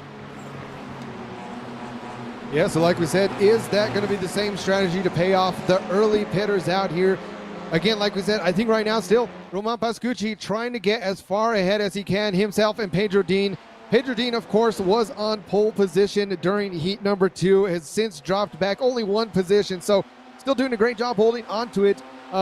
Again, some of these guys that are out there with their teammates, being on the comms together, or if they have a spotter out there with them, definitely helpful out here at Daytona, especially. It would have been, really helpful on any course, but with the high speeds like this, as we see now another move, Juan Blainat right there trying to go to the outside. Does he have enough grip? And he does. So Juan Blainat, a great move now side by side with Pedro Dean. Pedro Dean still able to hold on to that second place position, but now we'll have to see through the switchbacks and into the horseshoe bend. Let's see, Juan Blainat has that inside line and he's going to make it stick. Good move from Kilhavy as well, and that's twice now actually that Gaston Kilhavy has followed Juan Blainat through when making an overtake, and they're both going to go hurtling after Roman Pascucci for the race lead, all still to make a fuel stop. intriguingly. So we will have to see how that plays out. The one thing that we seem to always see in these TCR races, Kevin, is we always see a different strategy in Heat 2 compared to Heat 1. And I'm not really sure why. I mean, I think a lot of these drivers just trying to see if, you know, okay, maybe I know what worked for me in the first heat, but I want to try something a little bit different. I want to get a little bit experimental just to try and gain a slight advantage over the other drivers. But a lot of times too, I mean, I kind of have that mentality of if it isn't broke, don't fix it. If it worked out the first time, you know, just do exactly the same thing. But again, a lot of these guys, especially now, Juan Blanat, Gaston Kulavi, the two biggest movers out here in heat number 2. Definitely one thing that they are doing the same is stick together. So I expect it to be those guys battling it out for the win. Again, of course, Gael Valero was involved in that during heat number 1. Gael Valero getting second place, almost had that first place, came down to the very last turn. We'll have to see if Gael Valero is able to make up time. He's currently sitting in 6th place position. You know he wants to get back up onto that podium, redeem himself for what happened in heat number 1. Here we go then. Here is Juan Blanat looking for the move on Roman Pascucci. You can see the top 4 all on your driver cams on the right hand side. That is from Pascucci downwards. Juan Blanat there laser focused in 2nd place. Is he going to look for the move? Is Colhavi going to look for the move? No, they all stay line astern. They all stay timid. No big lunges down the inside. We are almost at the halfway point in this race. Once we get halfway through this lap, we will be halfway through our final heat of the evening here at Daytona International Speedway. And I tell you what, this is a cagey affair. It's not decided just yet. Still could be Pascucci, Blanat, Kulhavi, Dean. Don't forget Jackson Resenge, who's cutting for the field down in 8th spot. This could really go a numerous amount of ways. Yeah, absolutely. I know there's a lot of guys out there. We always get to see a lot of the same people, you know, showing up on Twitch and YouTube. They all have their favorite drivers, it seems. Of course, we've seen people earlier on cheering on Gael Valero. Now still, Roman Pascucci, Juan Blanat, Gaston Kulavi, all 3 of these guys definitely trying to make their names more prominent out here at AMX. Of course, they've been with us for quite a while. We know that they are all capable of getting wins. But like I said, right now in the points overall championship, it's still Gael Valero, who I believe is he's pretty much sitting atop of all the different categories minus AMX 0. So we'll have to see. It'd be very interesting if Gael Valero comes away with 3 consecutive championships this season. Yes, it would be an unbelievable achievement for Gael Valero if he could do that. But I think if there's one AMX driver that could do that, it is definitely Gael Valero. And I suppose we've had French dominance for quite some time. We had Martin Guinness, of course, double champ back in AMX season... Oh, was it season 2 or season 3? I think it was season 3. It was my first season, so if anyone can remember that. To be fair, if I can't remember that, I don't know why anyone at home would be able to remember that. But yeah. We had Martin Guinness win that one, and then Gael Valero has been absolutely dominant pretty much ever since. Here comes Gaston Kulhavi trying it down the inside of Juan Blanat. Is he going to be able to make the move? And that's very close between the two. There's almost contact. Somehow they both come out unscathed. Kulhavi still able to pull the move off, but then heading through turn number 2, it is still Juan Blanat who keeps his car in the right positions. Brakes later as well for the International Horseshoe. Somehow Juan Blanat is still ahead.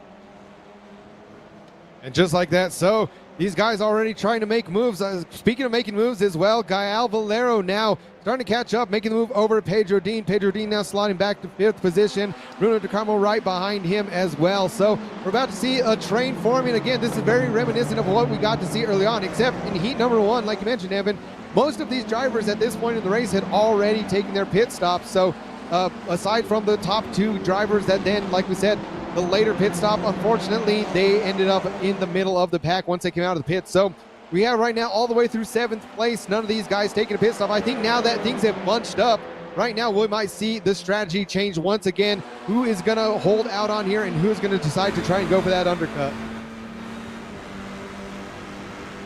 Yes, we will have to wait and see. As here is Gael Valero trying to make the move down towards the bus stop chicane. No, it's not going to be on.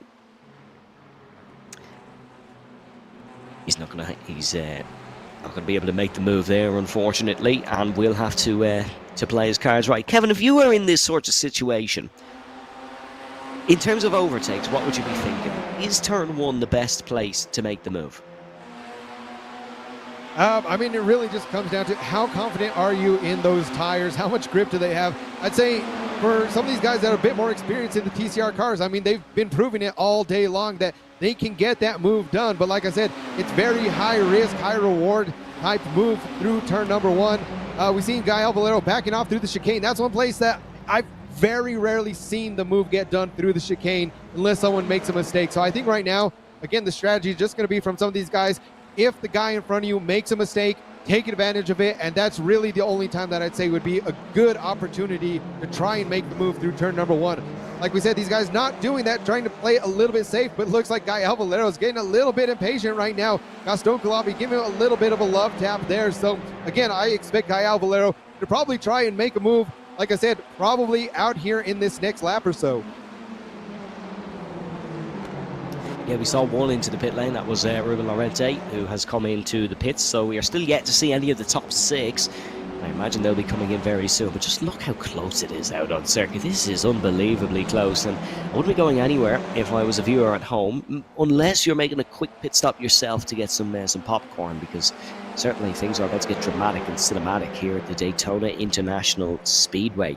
The 2016 Sports Facility of the Year is the Daytona International Speedway, according to the Sports Business Journal anyways. I tell you what, it's been a fine host here tonight.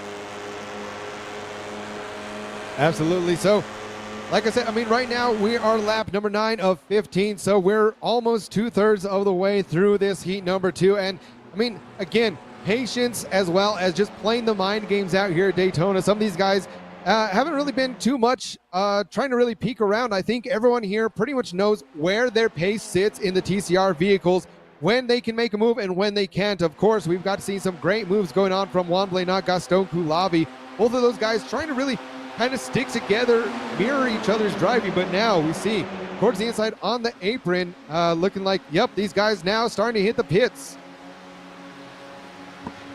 So Colhavi, Valero, De Carmo are staying out, and there is 3 coming into the pit lane, and they're having a little bit of a race on pit road to try and get to their pit boxes. Thankfully, the outside driver, Roman Pascucci, had the further box.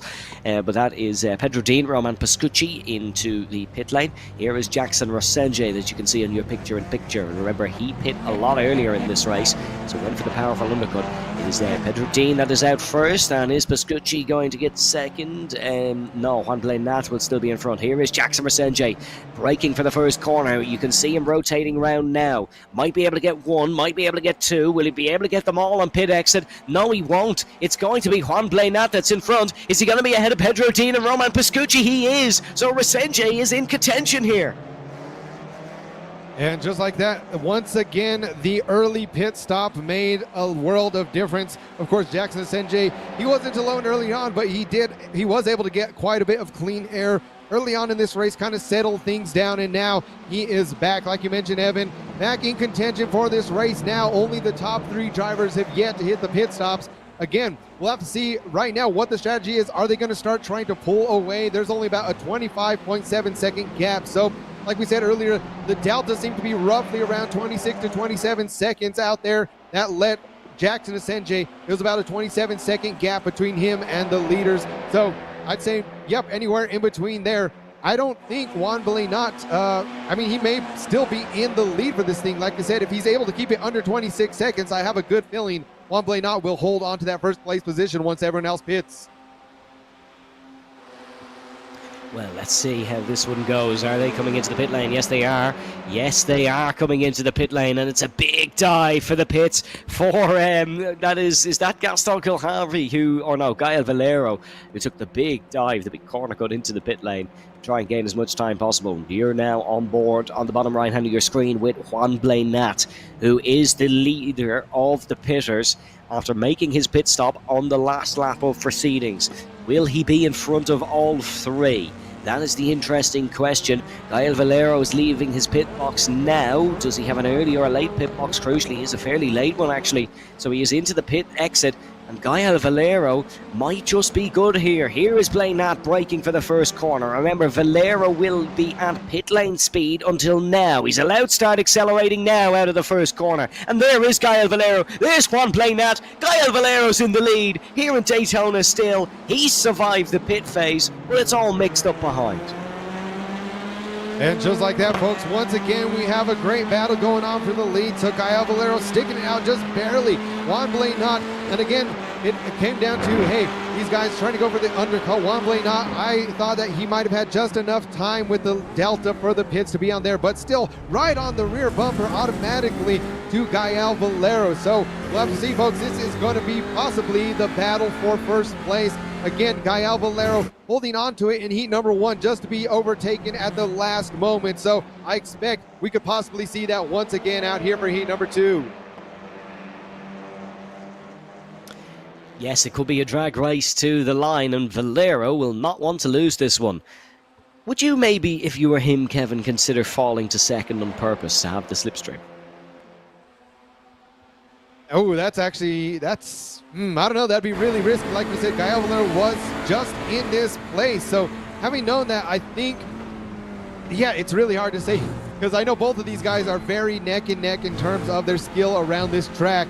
So I would probably not. I think I would try to just run a little bit defensive. Of course, you know, it's always a risky thing too, coming out of turn number 4 on the NASCAR oval, to try and block coming out of that. I know almost every time it's easy to hold the inside line, try to slingshot away to the outside, but I think Gael Valero might have just enough to try and really hold that blocking defensive position, try to force Juan Blaine not to take the inside line this time around if he wants to pass coming out of NASCAR turn 4. And if he's able to do that, just enough of getting really wide coming out of that NASCAR turn number 4, I think Gael Valero might just be able to hold on to the lead. Okay, that's a very interesting perspective on it. I like that one. We will see what Gael Valero, what his point of attack will be, where he pivots it, and what he does. Second place, Juan Blaine Nat. Third is Jackson Resenge, Roman Pascucci in fourth. And it is Bruno De Carmo and Pedro Dean. They are all here in the fight for the race win.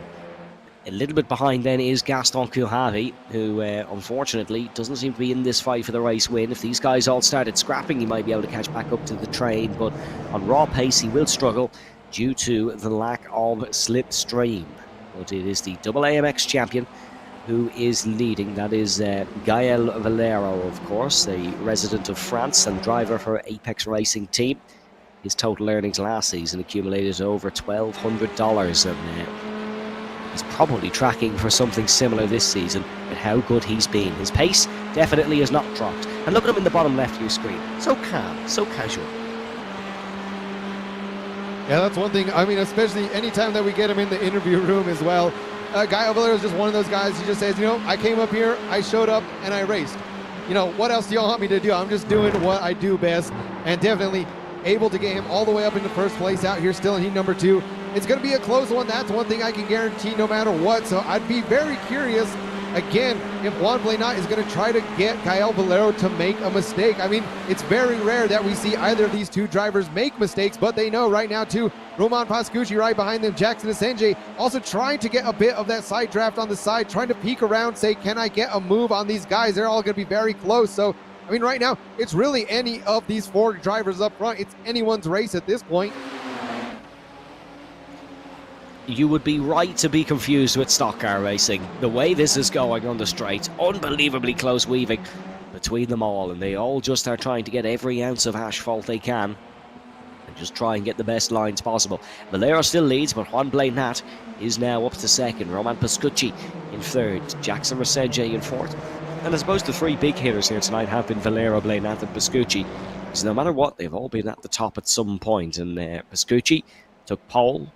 Blaine Nat and Kulhavi fought for the win with Valero in heat number 1, and now here they are again in heat number 2. Gaston, unfortunately, has made another mistake, and he is 3 seconds off, so unfortunately we are not going to be seeing Gaston Kulhavi in this fight for the win, unless a miracle of some sort happens, and miracles are unfortunately common, really, in AMX. That's how great this championship is, that's how fabulous it is. We see a lot of miracles, and make sure to subscribe to AMX on whatever platform you are watching on if you would like to see even more miracles. So again, another thing to keep in mind is just for the rest of the TCR Championship, we have had a few guys that have not showed up today that are still somewhat in contention of getting, up ahead in points of the championship. So if a lot of these guys that haven't showed up today show up later on, that can also throw a wrench in things. But like we said, still very consistent right now. Gael Valero, Juan Blanat, extremely consistent all day long, all the way from Watkins Glen to out here at Daytona.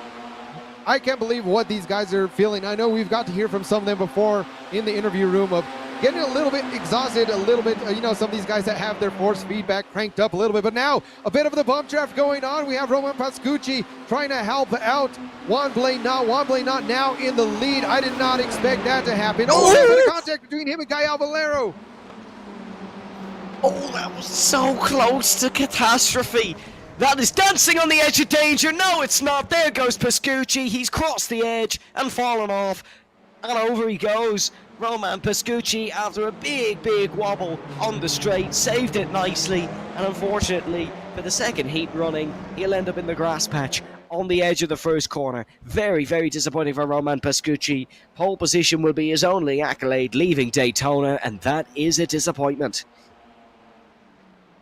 Yeah, but just like that, Gael Valero taking advantage of all the chaos and, a little bit of bumping and shoving back and forth. So the intensity between these drivers is definitely heated up. Like we said, Juan Blanat had gotten that first place position, but now Gael Valero taking it back. So I think there might be a bit of a grudge match going on. The gloves are definitely coming off right here as we see a bit of a replay there in the bottom right between Pascucci and right there. I mean, just getting, again, things starting to be a little bit aggressive, not always working out in your favor. So here we see the run through the inside, and just like that, getting caught back up with Juan Blanat. Unfortunately, again, I'm not sure if he just tried to push it a little bit too hard. We got to see him pushing Juan Blanat into turn number 1, but nonetheless, all of these drivers towards the front of the pack now, driving with a bit more aggressiveness, a bit more intensity, and just like that, we see Pascucci take flight once again. Yes, over went Roman Pascucci, but this race is not over, and it is going to be a tussle here going on to the last lap at Daytona International Speedway. Gael Valero, Juan Blanat, Jackson Resenge, look at them go. It could be free abreast before we know it here at Daytona. Blanat to the outside, Valero stuck in the apron. Jackson Resenge looking to try and make moves as well in towards the first corner. Is he going to be able to make a move around the outside? It'll be the epiphany of bravery if he can pull it off. Into the wall goes the champion. Valero's race is over. He got out of shape. The tyre barrier was stuck out. There was nowhere for the Frenchman to go. It's still a multi-car fight for the race win, but a big player has been taken out of it. Man, I mean, with all of these things going on, that seems to be the theme of AMX lately. Just the last lap, I don't know what is in the air. If these drivers just flip a switch and just like that, things turn on their heads once again. Gael Valero out of this race in heat number 2. Now, Juan Blanat looking like he's going to try and go for the win once again. We see a picture there. Valero, like I said, these guys just getting so bunched up and unfortunately just starting to lose grip right into the pit barrier wall or right into the tire barriers. Just so unfortunate to see that happen on the very last lap, but the white flag is still out. These guys are still battling it out for P1. Here we go then. It could be another drag race to the line. Juan Blanat had a great viewpoint of one here in heat number 1 between Culhavy and Valero. He's going to be involved in one. 11 positions gained here for Juan Blanat. Needs to try and do everything possible to keep it that way. He will have Jackson Resenge, who has not had the rub of the green tonight, right behind him, looking to potentially win from absolutely nowhere. And Resenge's got a brilliant run. He's got an unbelievable run in the Audi, and now almost being pushed under the yellow line as the Brazilian. It's Argentina versus Brazil.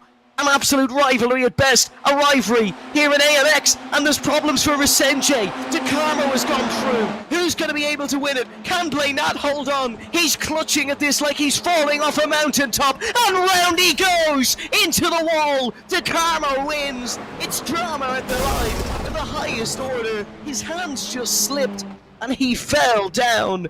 Bruno De Carmo wins. Pedro Dean in second. Jackson Resenje is in third. And a finish like that, you'd think that we'd be watching NASCAR out here. Like we said, the amount of times we've seen spins go down to the line in NASCAR, but you did not expect to see that out here in TCR vehicles. These guys, like we said, gloves came off once the white flag was flying, and to have two huge crashes like that, just absolutely unfortunate for our two race leaders to be pretty much just out of the race at the blink of an eye. But now, Evan, we knew it was going to be a hot finish at the very end, but I did not expect it to come down like that. No, that was incredible.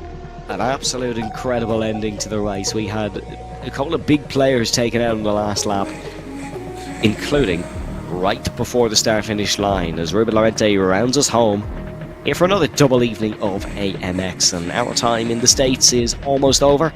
We'll have one more run through of results, but our Americanism will always be with us, in the form of Kevin Garcia, of course. Bruno De Carmo is your BenQ session winner, Pedro Dean in second, Jackson Resenje in third, Juan Blainat in fourth, Gaston Culhavi in fifth, and then it was 15 seconds back to Diogo Villarreal in sixth, Pedro Mora in seventh, then it was Maurizio Lozano, Roberto Friser, then it was Evandro Dantas, Ruben Lorente Jr., Gael Valero, Roman Pascucci, and Nikodem Wijbiski. Fastest lap of the race, Gael Valero, so he took the double.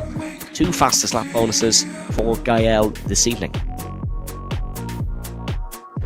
Yeah, I mean, well, hey, just like that, I'm gonna, shameless plug out here to say maybe we need a little bit more racing in the US. Again, there's always so much to see. We are going to be continuing our TCR World Tour going on, but yeah, next weekend too, we have Mount Panorama at Bathurst. That one, there's always chaos when everyone goes and tries to face the mountain. Sometimes it is just a battle about survival, as well as another one coming up next week. And we have the Formula Fords heading it back at Lebanon, as well as we have a lot of the GT4 is going to be out at Long Beach. So that's one that should be really interesting. I mean, typically I'm used to seeing single-seaters out there. Of course, the IMSA series running out at Long Beach. I don't think I've seen a race yet with the GT4s out at Long Beach. So again, I'm not really quite sure what to expect for that one, Evan.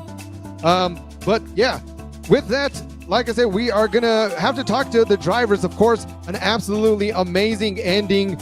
Well, amazing for some, a bit controversial for others. Nonetheless, we know the racing stewards may have their work cut out for them all weekend long.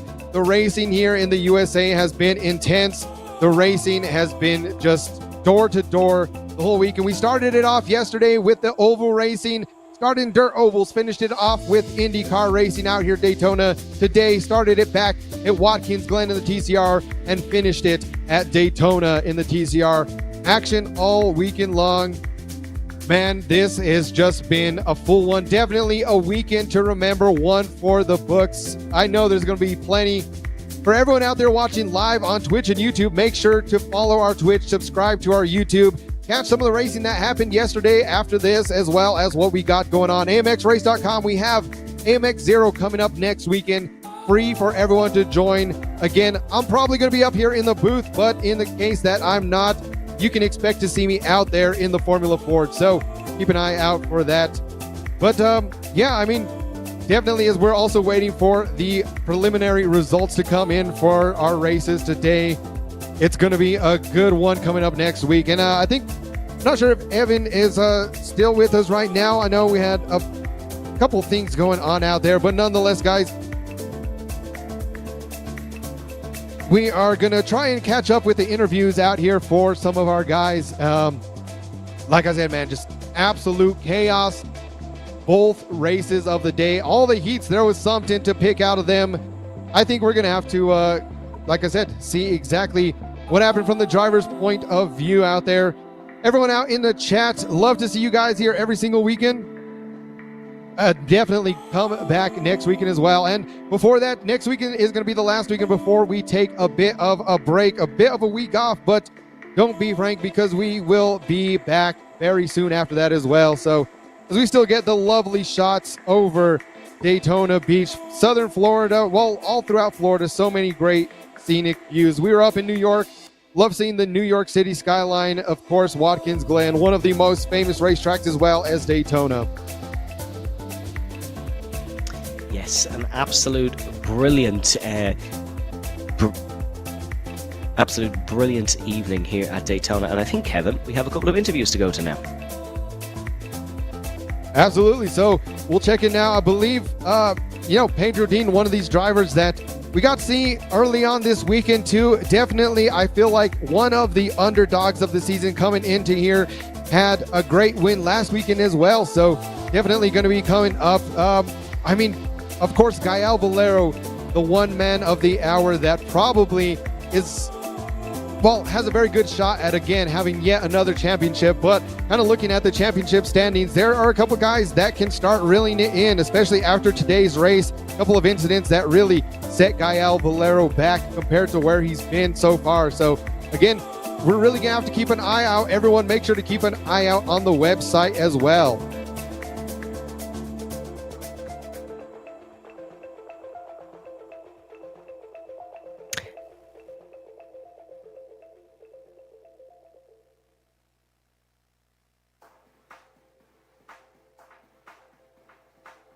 So now I'm here joined with Pedro Dean. Pedro Dean, man, it was a bit of an interesting race out there today. I think we said one thing in the commentator's booth was it was a bit of a race for attrition, definitely having to be patient. What was your mindset coming in here, especially out at Daytona, having, a bit of chaos going on at Watkins Glen. But first, how was your approach coming into Daytona after Watkins Glen?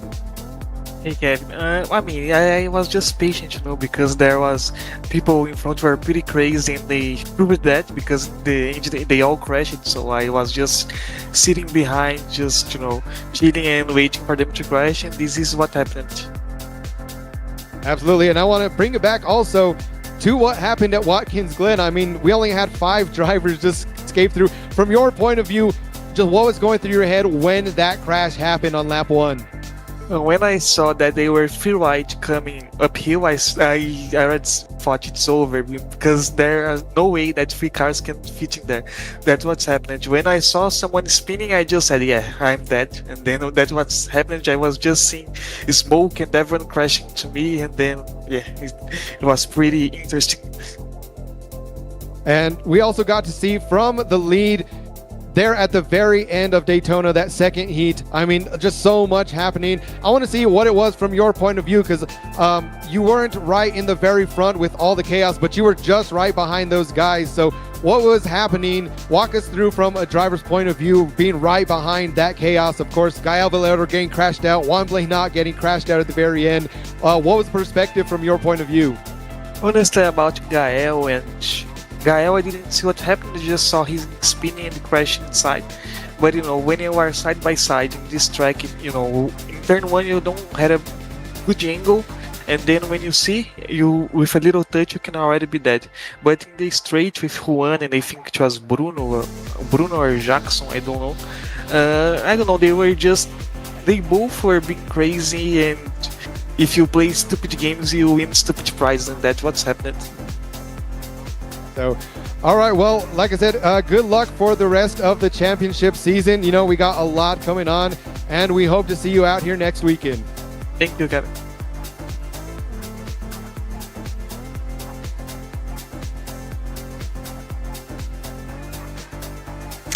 If you win stupid games, you get super prizes might be my new favorite phrase. That is an absolute cracker. Fair play. That's probably better than anything we've said in the last 3 hours. But folks, that rounds off a brilliant evening here at Daytona, and I suppose it was summed up nicely by Pedro Kevin that we kind of had a bit of chaos all evening. Yeah, like I said, from Watkins Glen all the way to Daytona. We always know the TCR, there's going to be a bit of those moments where the gloves come off and the drivers start putting it into the side of the other vehicle. But I don't think we quite thought that the photo finish we were going to get was going to end up like a NASCAR finish, with one of the drivers just completely getting spun out across the checkered flag. yeah, that was probably even a step above what we sort of expected from TCRs at Daytona. But of course, we have some more brilliant AMX action coming up next week. We'll have AMX 0 and AMX... Or is it the week after? Maybe the week after. When's the break week? I forget when the break week is, Kevin. Now we got next week definitely coming up. Next week will be the last weekend before we have that off week. So we will be in the Formula Fords out at Lebanon, as well as the GT4s out at Long Beach. So like I mentioned, if I'm not up here in the booth, I might be seeing some of these drivers out there in the Formula Fords. Definitely one of my favorite cars that I'm a little bit more comfortable in than some of the other vehicles. But nonetheless, it's still going to be a great time, no matter what, as well as I think my favorite race of the year. Of course, this weekend we had the Bathurst 1000 going on in iRacing, but we're going to have our own AMX Bathurst mini endurance race.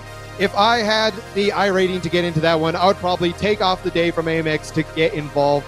Bathurst V8 supercars, man, going on for years, you know, in real life and in iRacing, just anything can happen. The mountain is a cruel mistress. If you don't do the iRacing, just ask them, can you do some commentary from the track? We'll get a third person in and we'll work it like that. We'll find an excuse for you, Kevin, don't worry. We'll get you out the V8 supercar. But folks, we have results ready for us now from Daytona, and your winner of the evening is Gaston Colhavi with $31. An excellent evening from him, took the Heat 1 win. Bruno De Carmo, Heat 2 winner, is in second, and then Juan Blaine Nat is in third. Roman Pascucci, pole sitter, in fourth, with double champ Gael Valero down in fifth on $21. And it was Jackson Resenge and Pedro Dean, Diogo Villarreal, Roberto Frizer, then Maurizio Lozano down in 10th position. So a lot of great prizes going to some great drivers here in AMX 10 Race 18. And that, folks, will round us off nicely. A brilliant win for Gaston Colhavi, a brilliant win for Bruno De Carmo. If you want more AMX, make sure to check out all our social medias, which are just below myself and Kevin now. And we, folks, have a flight to catch because the TCR tour stops for no one. We are leaving the United States. Well, Kevin isn't leaving the United States, he lives there. But everyone else is leaving the United States, and we will be onwards and upwards here, folks. Make sure to join us back next weekend, Saturdays and Sundays, starting at 5:50 p.m. GMT. From myself, Evan Dalton, and from Kevin Garcia alongside me, thank you very much for watching, and we shall see you very soon. Stay safe, stay well, and goodbye.